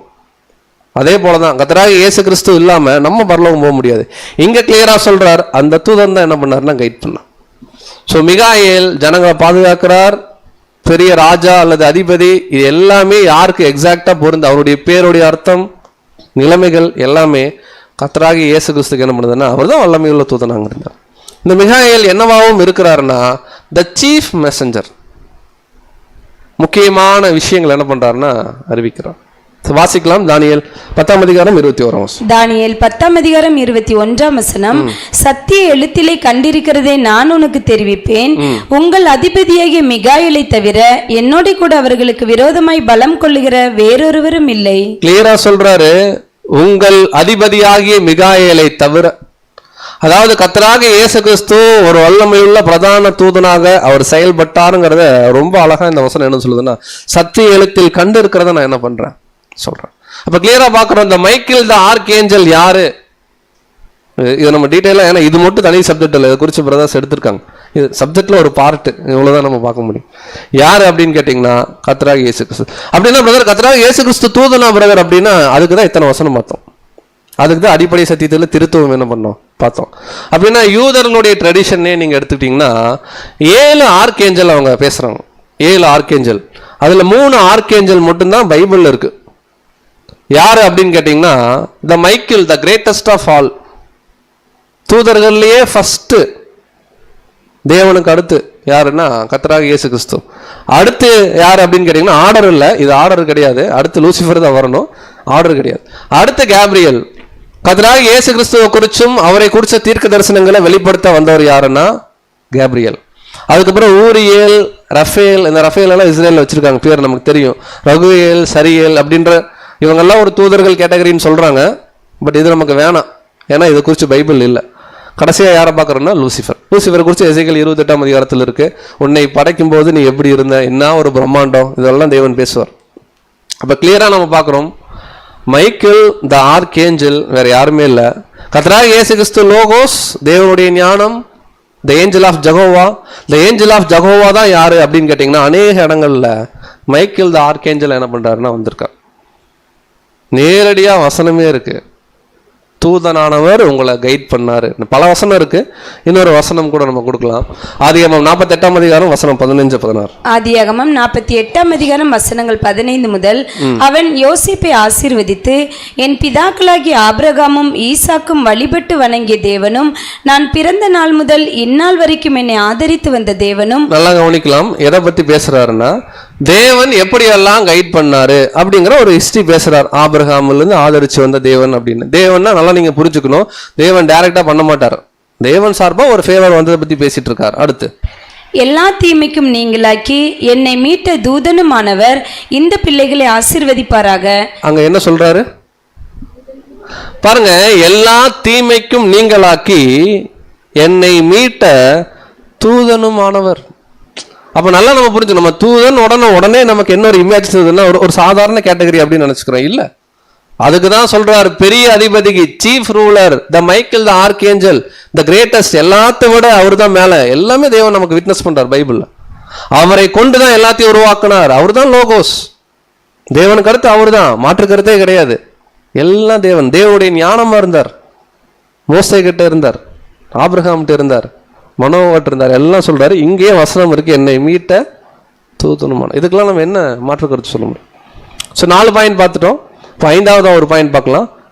உடன்படிக்கையின் தூதனா கர்த்தராகிய இயேசு கிறிஸ்து என்ன பண்ணியிருக்கார், இருந்திருக்கார். வாசிக்கலாம். மல்கியா 3ஆம் அதிகாரம் 1ஆம் வசனம். மல்கியா 3ஆம் அதிகாரம் 1ஆம் வசனம். இதோ நான் என் தூதனை அனுப்புகிறேன், அவன் எனக்கு முன்பாக போய் வழியை ஆயத்தம் பண்ணுவான். அப்பொழுது நீங்கள் தேடுகிற ஆண்டவரும் நீங்கள் விரும்புகிற உடன்படிக்கையின் தூதனுமானவர் தம்முடைய ஆலயத்துக்கு தீவிரமாய் வருவார். இதோ வருகிறார் என்று சேனைகளின் கர்த்தர் சொல்லுகிறார். பாருங்க, ரொம்ப அருமையா நம்முடைய ஆண்டவராக இயேசு கிறிஸ்துவோடைய முதலாம் வருகையை குறித்து விசேஷமா, இது 2ஆம் வருகைக்கும் நம்ம பொருத்தலாம், ஓகேங்களா? பட் இனிஷியலா முதலாம் வருகையை குறித்து ரொம்ப அருமையா மல்கியால பேசுறாரு. என்ன சொல்றாருன்னா, இதோ என் தூதனை நான் என்ன பண்றேன், அனுப்புறேன், அவன் எனக்கு முன்பாக போய் வழியை என்ன பண்ணுவான், ஆயத்தம் பண்ணுவான். யார் அந்த தூதன்? ஒரு ஃப்ளோல கர்த்தராகிய இயேசு கிறிஸ்துன்னு சொல்லிடுறாதீங்க, பயமா இருக்கு. யோவான் ஸ்நானகன் அங்க வந்து வழியை ப்ரிப்பேர் பண்றாரு இயேசு கிறிஸ்துவுக்காக. இப்ப இயேசு கிறிஸ்து குறிச்சு என்ன சொல்றாருன்னா தேவன் வசனத்துல, அப்பொழுது நீங்கள் தேடுகிற ஆண்டவர், எஸ் அவர் ஆண்டவர் தான். அதனாலதான் ஆண்டவராக இயேசு கிறிஸ்து என்ன பண்றோம் சொல்றோம். அவர் கர்த்தர் தான், கர்த்தர்ன்ற பேர் அவருக்கு பொருந்தும் தான், மாற்று கருத்து இல்லை. ஆனா வசனம் பாருங்க, நீங்கள் தேடுகிற ஆண்டவரும் நீங்கள் விரும்புகிற உடன்படிக்கையின் தூதனுமானவர். அன்புக்குரிய சகோதர சகோதரர்களே, வசனத்தை நல்லா பார்க்கலாம். நீங்கள் விரும்புகிற உடன்படிக்கையின் தூதனுமானவர் தம்முடைய ஆலயத்துக்கு, அவருடைய ஆலயம்தான் இங்க ஸ்பிரிச்சுவலா நம்ம தீவிரமா என்ன பண்றார் வருவார். இது அப்படியே நம்ம செகண்ட் கமிங் அப்ளை பண்ணுவோம். 3ஆம் வசனத்துல இருந்து அவர் வந்து வெளிப்படும் போது யார் நிலை நிற்க கூடும் எல்லாம் சொல்லுவோம். அப்ப கிளியரா பாக்குறோம். முதல்ல ஒரு தூதன் அனுப்புறார், யோவான் ஸ்நானகன். அவர் வழி என்ன பண்றார், ப்ரிப்பேர் பண்றார். வாசிக்கலாம். யோவான் 1ஆம் அதிகாரம் 2ஆம் வசனம். யோவான் 1ஆம் அதிகாரம் 2ஆம் வசனம். வசனம் மாறி இருக்குன்னு நினைக்கிறேன். யோவான் 1:2 இப்படிதான் வருமானு தெரியல எனக்கு. சரி பரவாயில்ல, வாசிக்கலாம். யோவான் அவர்களுக்கு பிரதித்தரமாக, நான் ஜலத்தினாலே ஞானஸ்நானம் கொடுக்கிறேன், நீங்கள் அறியாதிருக்கிற ஒருவர் உங்கள் நடுவே நிற்கிறார். சரி, அது பார்த்துக்கலாம். கரெக்டா இருந்தா வச்சுக்கலாம். அப்படியே யோவான் அவர்களுக்கு பதிவுத்தரமாக, அதாவது வழி ஆயத்தம் பண்றார். நான் வந்து கொடுக்குற ஞானஸ்தானம் ஒரு இதுதாங்க, பட் இதுக்கு பின்னாடி வந்து கொடுக்கறது தாங்க எக்ஸாக்டான ஞானஸ்தானம் அப்படின்னு சொல்லி ஒரு வழி என்ன பண்றாருன்னா ஆயத்தப்படுத்துறார். இப்ப இயேசு கிறிஸ்து வரார், அவர் வழி ஆயத்தம் பண்றார். நீங்கள் தேடுகிற ஆண்டவரும் உடன்படிக்கையின் தூதரும் 1ஆம் வருகையில் என்ன பண்றாருன்னா உள்ள வராரு. யோவான் விட்னஸ் பண்றாரு, இதோ உலகத்தின் பாவத்தை சுமந்து தீர்க்கிற சொல்லிட்டு அவர் வந்து சொல்லக்கூடிய வார்த்தை என்னன்னா, அவருடைய பாதரட்சியை கூட நான் என்ன பண்ண மாட்டேன். அப்ப மல்கியா 3:1 பிரைமரி அப்ளிகேஷன் என்னன்னா இதுதான்.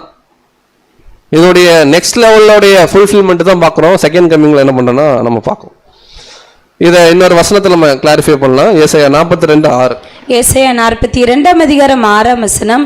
நீர் குருடருடைய கண்களை திறக்கவும், கட்டுண்டவர்களை காவலில் இருந்தும் இருளில் இருக்கிறவர்களை சிறைச்சாலையில் இருந்தும் விடுவிக்கவும். அதாவது கர்த்தராகிய இயேசு கிறிஸ்து வந்துதான் இப்போ நீங்க எடுத்துக்கிட்டா கூட பாபிலோன் என்னும் சிறையில இருந்து ஜனங்கள் என்ன பண்றாருன்னா விடுவிக்கிறார். நீங்க ஏசாயா 62 வசனம் பார்க்கிறோம், 66 பார்க்கிறோம். கர்த்தராகிய தேவனுடைய ஆவி என் மேல் இருக்குது, சிறைப்பட்டவர்கள் என்ன பண்ணும், விடுதலை ஆக்கணும். அப்ப இது எல்லா நிகழ்வுகளும் எங்க நடக்குது அப்படின்னா, நீங்கள் தேடுகிற ஆண்டவர் உடன்படிக்கையின் தூதர். நல்லா நமக்கு தெரியும், உடன்படிக்கையின் தூதர்னு பேர் இருந்தா கூட அது உடன்படிக்கை செயல்பாட்டுக்கு இப்ப வராது. உடன்படிக்கையின் தூதர் பிறக்கிறார், அதனாலதான் அவர் பிறக்கும்போது சொல்றாங்க, உம்முடைய ரட்சணியத்தை என் கண்கள் என்ன பண்ணுச்சு, கண்டுச்சுங்க. ஆனா ரியலா ஒரு உடன்படிக்கை, அதுவும் பாருங்க, அதுவும் இஸ்ரேல் ஜனங்களுக்கு தான் போகுது. இந்த நியூ காவனன்ட் இப்ப ஸ்தாபனம் ஆகாது. இயேசு கிறிஸ்துவோட 2ஆம் வருகை வந்துருச்சு. இதுக்கப்புறம் இஸ்ரேல் ஜனங்கள் வந்து மேசியாவை ஏற்றுக்கொண்ட பிறகு அவர்கள் மத்தியில் ஒரு புது உடன்படிக்கை போடப்படும். அதை பத்தி பேசுது மல்கியா. அப்படி உடன்படிக்கை போடும்போது இயேசு கிறிஸ்து புது உடன்படிக்கையின் மத்தியஸ்தர் மற்றும் தூதனா இருக்கார். நாமெல்லாம் புது உடன்படிக்கைக்கு ஊழியர்களா இருக்கிறோம். 3 உடன்படிக்கைகள் பேசிக் சப்ஜெக்ட் ஞாபகம் வச்சுக்கோங்க. இந்த டைம் தான் பேசுது அந்த உடன்படிக்கையின் தூதர்ங்கிற பாயிண்ட், கிங்டம் எஸ்டாப்ளிஷ்மெண்ட் ஆகிற பாயிண்ட். ஏசாயா 35:8. ஏசாயா 35ஆம் அதிகாரம் 8ஆம் வசனம். அங்கே பெரும்பாதையான வழியும் இருக்கும், அது பரிசுத்த வழி எனப்படும், தீட்டுள்ளவன் அதிலே நடந்து வருவதில்லை, அந்த வழியில் நடக்கிறவர்கள் பேதையரா இருந்தாலும் திசைகட்டு போவதில்லை. பாருங்க, இது கிங்டம்ல பரிசுத்தமான பெரும்பாதையான வழி வரும்போது புது உடன்படிக்கை ஸ்தாபனம் ஆயிரும். கம்ப்ளீட்டாங்க ஈவிலே இருக்காது, எல்லா ஜனங்களும் நீதியா நடப்பாங்க. இந்த உடன்படிக்கையின் தூதனானவர் 1ஆம் வருகையில வரார், 2ஆம் வருகையில வரார், 2ஆம் வருகைக்கு அப்புறம் ஸ்தாபனம் ஆகுது. இதை குறித்து மல்கியா 3:1 பேசும்போது இயேசு கிறிஸ்துக்கு இன்னொரு டைட்டில் என்ன கொடுக்குறாருன்னா, தேவன் நீங்கள் தேடுகிற ஆண்டவர். ரொம்ப நாளா அவர் தான் தேடிட்டு இருக்கீங்க, மேசியா வரலன்னு. அவர் தம்முடைய ஆலயத்துக்கு என்ன பண்றாரு, தீவிரமா வராரு. அவர் தான் அந்த உடன்படிக்கையின் தூதன் அப்படிங்கிறார். இப்போ 5 காரியம் பார்த்துருக்கோம் அன்புக்குரிய சகோதர சகோதரர்களே. சின்ஸ் இது வந்து டாக்டர்னல் சப்ஜெக்ட், நம்ம ரொம்ப கூர்ந்து கவனிச்சிருந்தோம்னா இந்த பாடம் என்ன ஆகும்னா நமக்கு அண்டர்ஸ்டாண்ட் ஆகும். ஃபர்ஸ்ட் என்ன பார்த்தோம் அப்படின்னா, in the beginning there was a logos. கர்த்தராகிய இயேசு கிறிஸ்து பிதாவாகிய தேவனுடைய வார்த்தையா இருந்தார். ஆதியிலே வார்த்தை இருந்தது, அந்த வார்த்தை தேவனுடைய தன்மை என்ன பண்ணுச்சுன்னா கொண்டிருந்தது. எல்லாத்தையும் படைச்சார். என்னவா இருந்து படைச்சார் அப்படின்னு பார்த்தீங்கன்னா, தேவனுடைய ஞானம், த விஸ்டம் ஆஃப் காட். நீதிமொழிகள் 8 என்ன பண்ணோம்னா அதை ப்ரூஃப் பண்ணோம். இவர் தான் தேவனுடைய ஞானமா அப்படின்னா 1 கொரிந்தியர் 1:31, அப்புறம் வந்து 26 எல்லா வசனத்திலையும் பார்த்தோம். அடுத்து இதெல்லாம் பரலோகத்தில் இருந்த நிலைமை. அப்போ பூலோகத்துல பழைய ஏற்பாடு முழுக்க அநேக இடங்கள்ல தேவன் பேசுன மாதிரி இருக்கு அப்படின்னா, தேவனுடைய சத்தத்தை ஒருவனும் ஒரு காலும் கேட்டதில்லை. அப்ப தேவன் சார்பா யார் வந்ததுன்னா, த ஏஞ்சல் ஆஃப் ஜகோவா. அநேக இடங்கள்ல நேரடியாவே நம்மளால கண்டுபிடிக்க முடியுது. யார் தான் வந்திருக்காங்கன்னா, கர்த்தருடைய தூதனா, நம்முடைய ஆண்டவராக இயேசு கிறிஸ்துவுடைய ப்ரீ ஹியூமன் எக்ஸிஸ்டன்ஸ். அவர் மனிதனா பிறக்கிறதுக்கு முன்னாடி இருந்த ஒரு நிலைமை. சரி, இந்த ஏஞ்சல் ஆஃப் ஜகோவாவை மட்டும் இல்ல, சாதாரண ஏஞ்சல் கிடையாது. த மைக்கேல், த ஆர்க் ஏஞ்சலா என்ன பண்றாருன்னா, விசேஷமா இஸ்ரேல் ஜனங்களோட அநேக விஷயங்கள்ல அவர் இடைப்பட்டிருக்கார் அப்படிங்கிறதையும் நம்ம என்ன பண்ணோம்னா ப்ரூஃப் பண்ணோம், விட்னஸ் நம்ம பண்ணோம். அதே தோட்டத்தோட கடைசியாக பார்த்தோம், இவர் தான் நாளைக்கு நேற்றும் இன்றும் என்றும் மாறாத ஒரு மாதிரி. நீங்கள் இதுக்கு முன்னாடி பரலோகத்தில் இருந்தது எடுத்தாலும் சரி, இப்போ நடந்துட்டு இருக்கிறத எடுத்தாலும் சரி, நாளைக்கு நடக்க போகிறத எடுத்தாலும் சரி, எல்லா இடத்துலையும் ஃபஸ்ட்டாக ஒருத்தர் இருப்பார். ஃபஸ்ட்டாக இருக்கிறது அது ஒரு ப்ரைடான விஷயம் கிடையாது, அப்படியே நம்ம எடுத்துக்கூடாது. ஃபஸ்ட்டாக அப்படின்னா எல்லாத்துக்கும் ஒபீடியன்ஸா, கீழ்ப்படிதலா, நம்பர் 1. தேவன் பேச்சை கேட்கணுமா, நம்பர் 1. தியாகம் செய்யணுமா, நம்பர் 1. உயிரை கொடுக்கணுமா, நம்பர் 1. நீங்கள் உயிர் தழுதலா, நீங்கள் எங்கே எடுத்தாலும் தேவனுக்கு அடுத்து த ஃபஸ்ட்டு, சர்வ சிருஷ்டிக்கும் முந்தின பெருமானவர். சர்வ சிருஷ்டியில் நம்ம இது வரைக்கும் நிறைய பார்க்கவே இல்லை அன்புக்குரிய சகோதர சகோதரிலே. வெறும் மனுஷங்களை பார்த்துருக்குறோம், பூமியை பார்த்துருக்கோம், கூகுளில் போட்டால் சூரியன் சந்திரன் பற்றியெல்லாம் கொஞ்சம் படிச்சிருக்கிறோம், அவ்வளோதான். இதெல்லாம் சர்வ சிருஷ்டி கிடையாது. நமக்கு தெரிஞ்ச இந்த ஞானத்தை வச்சுட்டு உடனே முடிவுக்கு வந்துட வேணாம். தேவ தூதர்கள் எத்தனை கேட்டகரி இருக்குது, கேருபீம்னா என்ன, சேராபீம்னா என்ன, இந்த தேவ தூதரில் இருக்கக்கூடிய அவங்களுடைய ஹேபிட்ஸ் என்ன, மற்ற கோள்களை ஏன் தேவன் படைச்சிருக்காரு, அந்த கோள்களில் தேவனுடைய திட்டம் என்ன, பூமி மாதிரி வேற ஏதாவது ஃபியூச்சரில் வருமா வராதா, எதுவுமே நமக்கு தெரியாது. ஒரு சாதாரண ஒரு வட்டத்தில் அதில் ஒரு புள்ளியில் சாதாரண ஒரு குட்டி ஒரு மூளை வச்சுட்டு நம்ம என்ன பண்ணுறோன்னா நமக்கு தெரிஞ்ச வசனங்களெல்லாம் படிச்சுட்டு ரொம்ப சிம்பிளாக இது இப்படி தான், இது இப்படி இல்லைன்றோம். பட் கிளியராக வசனம் இருக்குது. தேவனுடைய திட்டத்தில் த ஃபஸ்ட் அப்படின்னா அது இயேசு கிறிஸ்து தான். அதே போல் நீங்கள் தூதர்களில் ஃபஸ்ட்டுனாலும் அது இயேசு கிறிஸ்து தான். அவர் தான் ஆர்கேஞ்சலாக இருக்கார். உயிர் தெழுதலில் ஃபஸ்ட்டுனாலும் அவர் தான். மனுஷன்லேயே ஜீவன் கொடுக்கறதுல ஃபஸ்ட்டுனாலும் அவர் தான். எல்லாருக்கும் லெசன் அப்படின்னா த ஒன் அண்ட் ஒன்லி அப்படின்னு சொல்லலாம், கர்த்தராகிய இயேசு கிறிஸ்து தான். சரி, அவர் எப்படியெல்லாம் இருந்தாருன்னு பிரம்மாண்டமாக பார்த்து இல்லைங்களா, கொஞ்சம் நம்ம நிலைமை யோசிச்சு பார்க்கலாம். அவர் லோகோஸாக இருக்கும்போது எப்படி இருந்தார், நித்தமும் அவர் சமூகத்தில் என்ன பண்ணார், அதாவது அவர் லோகோஸாக இருந்த நிலைமையெல்லாம் நம்மளால இந்த மூளையில் நம்மளால இமேஜின் பண்ண முடியாது. நம்ம தெரிஞ்ச வசனத்தை வச்சு கொஞ்சம் நம்ம என்ன பண்ணுறோம்னா திங்க் பண்ணுறோம். அப்படி இருந்த நம்முடைய ஆண்டவராக இயேசு கிறிஸ்து ஒரு நாள் தேவனுடைய திட்டத்தை நிறைவேற்றிருக்கு. அதுலேயும் அவர் தான் ஃபஸ்ட்டு. எவ்வளோ பேர் ட்ரை பண்ணாங்க, முடியல. பரலோகத்தில் ஒரு சத்தம், இதோ ஆண்டவரே உம்முடைய சித்தத்தை செய்கிறேன், நான் அடியேன் என்ன பண்ணுறேன் இருக்கிறேன், நான் போகிறேன். புஸ்தக சுருளில் என்ன குறித்து எழுதியிருக்கு, நான் போய் என்ன பண்ணுறேன் நிறைவேற்றுறேன்னு வந்தார். யோசிச்சு பாருங்களேன், அவர் இருந்த நிலைமையை குறித்து இப்போ நம்ம பார்த்தோம். இருக்கிறதுலே ரொம்ப பவர்ஃபுல் பொசிஷனில் இருந்தார். எல்லாத்தையும் விட்டுட்டு சாதாரண ஒரு மனுஷனை கீழே இறங்க முடியுமா? ஒரு 1.5 கோடி சொத்து நமக்கு இருக்குன்னு வச்சுக்கோங்களேன், சும்மா ஒரு எக்ஸாம்பிளுக்கு சொல்கிறேன். அதனால் 1.5 கோடி யாருக்கும் இருக்காதுங்கிற ஒரு விசுவாசத்தில் சொல்கிறேன். டக்குன்னு அதெல்லாம் விட்டுட்டு வாங்க உங்கள் ஊழியத்துக்கெல்லாம் போகலாம் அப்படின்னா டக்குன்னு வர முடியுமா? அதுவும் வச்சுட்டு வரேன்னு நம்ம சொல்லுவோம். பட் அதெல்லாம் விட்டுட்டு என்ன பண்ண முடியாது, வர முடியாது. அதெல்லாம் இருட்டுங்க, அதெல்லாம் செகண்டரி தாங்க, ஃபர்ஸ்ட் இதுதாங்க முக்கியம் அப்படின்னா ஒரு மைண்ட் அது அப்படியே ஒரு ஹார்ட், பாதி ஹார்ட் அதை என்ன பண்ணுன்னா அப்படியே பிடிச்சிட்டு இருக்கும்.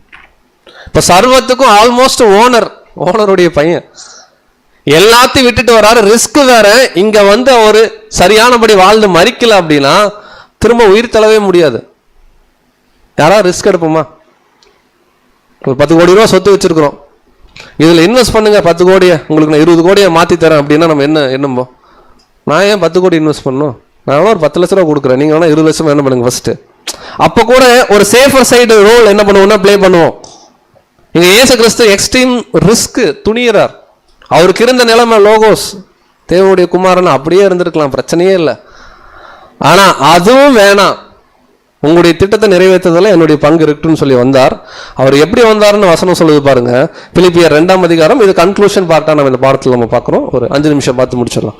பிலிப்பியர் 2ஆம் அதிகாரம் 6 முதல் 8 வரை. பிலிப்பியர் 2ஆம் அதிகாரம் வசனங்கள் 6 முதல், அவர் தேவனுடைய ரூபமாய் இருந்தும் தேவனுக்கு சமமாய் இருப்பதை கொள்ளையாடின பொருளாக எண்ணாமல், பாருங்க கொலோசியர் 1:15 சொல்லுது, அவர் தேவனுடைய தற்சொரூபம், அதை அப்படியே அவர் பிடிச்சிக்கல, நான் தேவனுக்கு அடுத்து நான் தானே அப்படின்னு அவர் பார்க்கல, அதை கொள்ளையாடின பொருளா எண்ணாமல் தம்மை தாமே வெறுமையாக்கி. பாருங்க ஃபர்ஸ்ட் பாயிண்ட், எனக்கு இருக்கிற எந்த மகிமையும் வேணாம், நான் தேவனுக்காக என்ன சரண்டர் பண்றேன். தம்மை தாமே அவர் என்ன பண்றாரு, வெறுமை ஆக்க முடியுமா? அதான் சொன்னேன், 10 கோடி அப்படியே விட்டுட்டு 0 பேங்க் பேலன்ஸ் பண்ண முடியுமா? ஏன் மணி கம்பேர் பண்றோம்னா அப்போ கொஞ்சம் நம்ம டக்குன்னு புரிஞ்சுக்கலாம், அதுக்காக தான் நீங்க தப்பா எடுத்துக்கணும். 0 பேலன்ஸ்ல வர முடியுமா? முடியாது. தம்மை தாமே வெறுமையாக்கி அடிமையின் ரூபம் எடுத்து. அவர் மனுஷனா வர்றதே அடிமைதான் அவர் பொறுத்த வரைக்கும். ஆனா இந்த அடிமைகளா இருக்கக்கூடிய நம்ம, அடிமைகளா இருக்கக்கூடிய மனிதர்களா இருக்கக்கூடிய அவங்களுக்குள்ள யார் பெருசுன்னு ஒரு போட்டி. இதை சீசர்களுக்குள்ள கூட நம்ம பார்க்குறோம் இல்லைங்களா, தங்களில் யார் பெரியவன். இயேசுக்கு சொல்றாரு, ஏப்பா நீங்களே அடிமைப்பா, அடிமையில பெரிய அடிமை சின்ன அடிமைலாம் கிடையாது, எல்லாருமே என்னதான் அடிமை தான். அதுக்கு ரோல் மாடல் யாருன்னா இயேசு கிறிஸ்து. அவர் சொல்றாரு தம்மை தாமே அடிமையாக்கி மனுஷர் சாயலானார். அவர் மனுஷ ரூபமாய் காணப்பட்டு மரண பரியந்தம், அதாவது சிலுவையின் மரண பரியந்தமும் கீழ்ப்படிந்தவராகி தம்மை தாமே தாழ்த்தினார். ரெண்டே கேரக்டர் தான் அன்புக்குரிய சகோதர சகோதரர்களே. நாம் சபையா மாறணும், இயேசு கிறிஸ்துவ பார்த்து நம்ம கத்துக்கணும் அப்படின்னா ரெண்டு கேரக்டர் இந்த வசனத்துல. ஒன்று அவர் சொல்றாரு கீழ்ப்படியணும். எது வரைக்கும் பிரதர் நான் கீழ்ப்படிகிறது அப்படின்னா என்ன பண்ணாலும் கீழ்ப்படியணுமா பிரதர்னா, அவர் சொல்றாரு சாகர வரைக்கும் கீழ்ப்படிங்க. நல்லதோ கெட்டதோ தேவன் பார்த்துப்பார். சாகர வரைக்கும் என்ன பண்ணலாம், வசனத்துக்கு கீழ்ப்படியலாம். கீழ்ப்படிதல் எப்படி படியணுன்றாருன்னா ஹம்பிள்னஸ் அண்ட் ஒபீடியன்ஸ், இது ரெண்டு மட்டும் நமக்குள்ள இருந்துச்சு அப்படின்னா நம்முடைய இந்த கிரீடம் இருக்கு பாருங்க, தேவன் கொடுக்குற கிரீடத்தை மற்றவங்களால எடுக்க முடியாது. எனக்கு ஹம்பிள்னஸ் அண்ட் ஒபீடியன்ஸ்ல ஏதாவது ஒன்று கொஞ்சம் அப்படி போயிட்டு இப்படி எலாஸ்டிக் ஆகுதுன்னு வச்சுக்கோங்களேன், நம்ம கிரீடம் இன்னொருத்தருக்கு என்ன ஆயிட்டு இருக்கு, கை மாறுதுன்னு அர்த்தம். அப்போ நமக்குள்ளதை நாம் பற்றி கொள்ளணும் அப்படின்னா இந்த ரெண்டு கேரக்டர் இயேசு கிறிஸ்து எடுக்கலாம், ஹம்பிள்னஸும் ஒபீடியன்ஸும். தொடர்ந்து வாசிக்கலாம் முதலியே 9 முதல் 11 வரை. பிலிப்பியர் 2ஆம் அதிகாரம் வசனங்கள் 9 முதல். ஆதலால் தேவன் எல்லாவற்றிற்கும் மேலாக அவரை உயர்த்தி. இந்த ரிஸ்க் எடுத்தார் இல்லையா, தேவனுக்கு ரொம்ப பிடிச்சு. ஏன் அப்படின்னா அவர் இருந்த நிலைமையிலே லோகோஸாவே இருந்துட்டு போகலாம். ஆனா தேவனுக்காக ரிஸ்க் எடுத்தார், எல்லாத்தையும் விட்டார். தேவன் இதை அப்ரிஷியேட் பண்றாரு, இதுக்கு ரிவார்டு கொடுக்கிறார். தேவன் ஒருத்தருக்கு ரிவார்டு கொடுத்தா எப்படி இருக்கும், அவர் சொல்றாரு எல்லாவற்றுக்கும் மேலாக உயர்த்தி இயேசுவின் நாமத்தில் வானோர் பூதலத்தோர் பூமியின் கீழானோருடைய முழங்கால் யாவும் முடங்கும்படிக்கும். எல்லாரும் நம்ம ஸ்லாங்ல சொல்லணும், ஸ்கூல்ல பசங்க என்ன பண்ணுவாங்க, வாத்தியார் வந்தா அந்த மாதிரி சர்வமும் நல்லா கவனிங்க. வானோர் நம்ம இன்னும் பார்த்ததே இல்லை, வானத்தில் எத்தனை பேர் இருக்காங்கன்னு தேவ தூதர்கள், அவங்க பூமியில் இருக்கிறவங்க எல்லாருடைய முழங்கால்களும் இயேசு கிறிஸ்து முன்னாடி எல்லாம் சரண்டர் ஆகும்படிக்கு பிதாவாகிய தேவனுக்கு மகிமையாக இயேசு கிறிஸ்து கர்த்தர் என்று நாவுகள் யாவும் அறிக்கை பண்ணும்படிக்கும் எல்லா நாமத்திற்கும் மேலான நாமத்தை அவருக்கு தந்தருளினார். அதாவது என்ன நாமம் வேணா நீங்க வச்சுக்கோங்க, இறுதியா சொல்றாரு எல்லா நாமத்திற்கும் மேலான ஒரு நாமம். அந்த நாமம் ரொம்ப எளிமையா சொல்லணும்னா, பிதாவாகிய தேவன் தம்மில் தாமே ஜீவனுடையவரா இருக்கிறது போல குமாரனும் தம்மில் தாமே ஜீவன், அவருக்கு அழியாமை தேவன் என்ன பண்றாருன்னா கொடுக்குறாரு. இனிமேல் இயேசு கிறிஸ்துவா நினைச்சாலும் மாம்ச ரூபம் எடுக்க முடியாது, அவரால் மறிக்க முடியாது. இதை சொல்லிட்டு இப்போ நம்மக்கிட்ட வர கன்க்ளூஷன் பாயிண்ட் இதெல்லாம் படிச்சிட்டோம். லோகோஸுன்றோம், லோகோஸை குறித்து ஆராய்ச்சி பண்ணுறோம், தேவ ஞானம்ன்றோம், மிகாயேல்ன்றோம், எல்லாம் ஓகே, ரிசர்ச் எல்லாம் ஓகே. இப்போ பாயிண்ட் என்னன்னா, அந்த நிலைமையில் இருந்தவரே எவ்வளோ ரிஸ்க் எடுத்துருக்கிறாரு. நம்ம எந்த நிலைமையிலுமே இது வரைக்கும் இருந்ததே இல்லை. நம்ம இருந்ததெல்லாம் ஒரே நிலைமை தான், மனிதன் என்னும் அடிமை, தேவன் திட்டத்தில் அடிமை.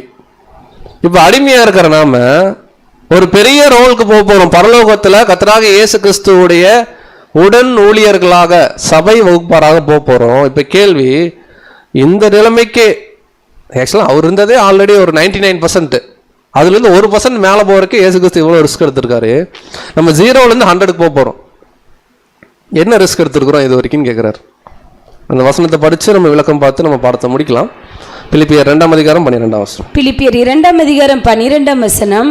ஆதலால் எனக்கு பிரியமானவர்களே, நீங்கள் எப்பொழுதும் கீழ்ப்படுகிறபடியே நான் உங்களுக்கு சமீபமாய் இருக்கும் பொழுது மாத்திரமல்ல, நான் தூரமாய் இருக்கிற பொழுதும் இப்பொழுதும் அதிக பயத்தோடும் நடுக்கத்தோடும் உங்கள் ரட்சிப்பு நிறைவேற பிரயாசப்படுங்கள். அங்க பிலிப்பியருக்கு பவுல் சொல்லும்போது என்ன சொல்றாருன்னா, பவுல் எக்ஸாம்பிள் வச்சு நான் வரும்போது மட்டும் சபைக்கு அப்படி இருக்காதீங்க, நான் இல்லைன்னா கூட நீங்க என்ன பண்ணுங்க அப்படி இருங்கன்னு பவுல் அவரை வச்சு பேசுறாரு. நமக்கு வேணுங்கிற வார்த்தை கீழே பாருங்க, நீங்கள் அதிக பயத்தோடும் நடுக்கத்தோடும் உங்கள் ரட்சிப்பு நிறைவேற நீங்க என்ன பண்ணுங்க.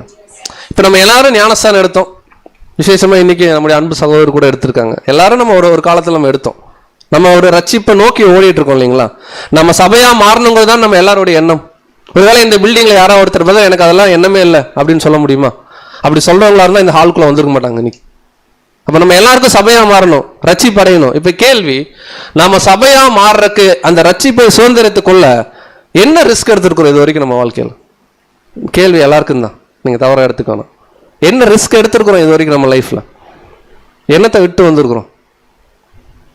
பவுல் சொல்றார், கிளியரா சொல்றார், உங்கள் ரட்சிப்பு நிறைவேறணும்னா உங்களுக்கு அதிக பயம் இருக்கணும், அதிக நடுக்கம் இருக்கணும். எதை குறிச்சு? தேவனை குறிச்சு, தேவனுடைய வார்த்தையை குறிச்சு, தேவனுடைய மந்தையை குறிச்சு.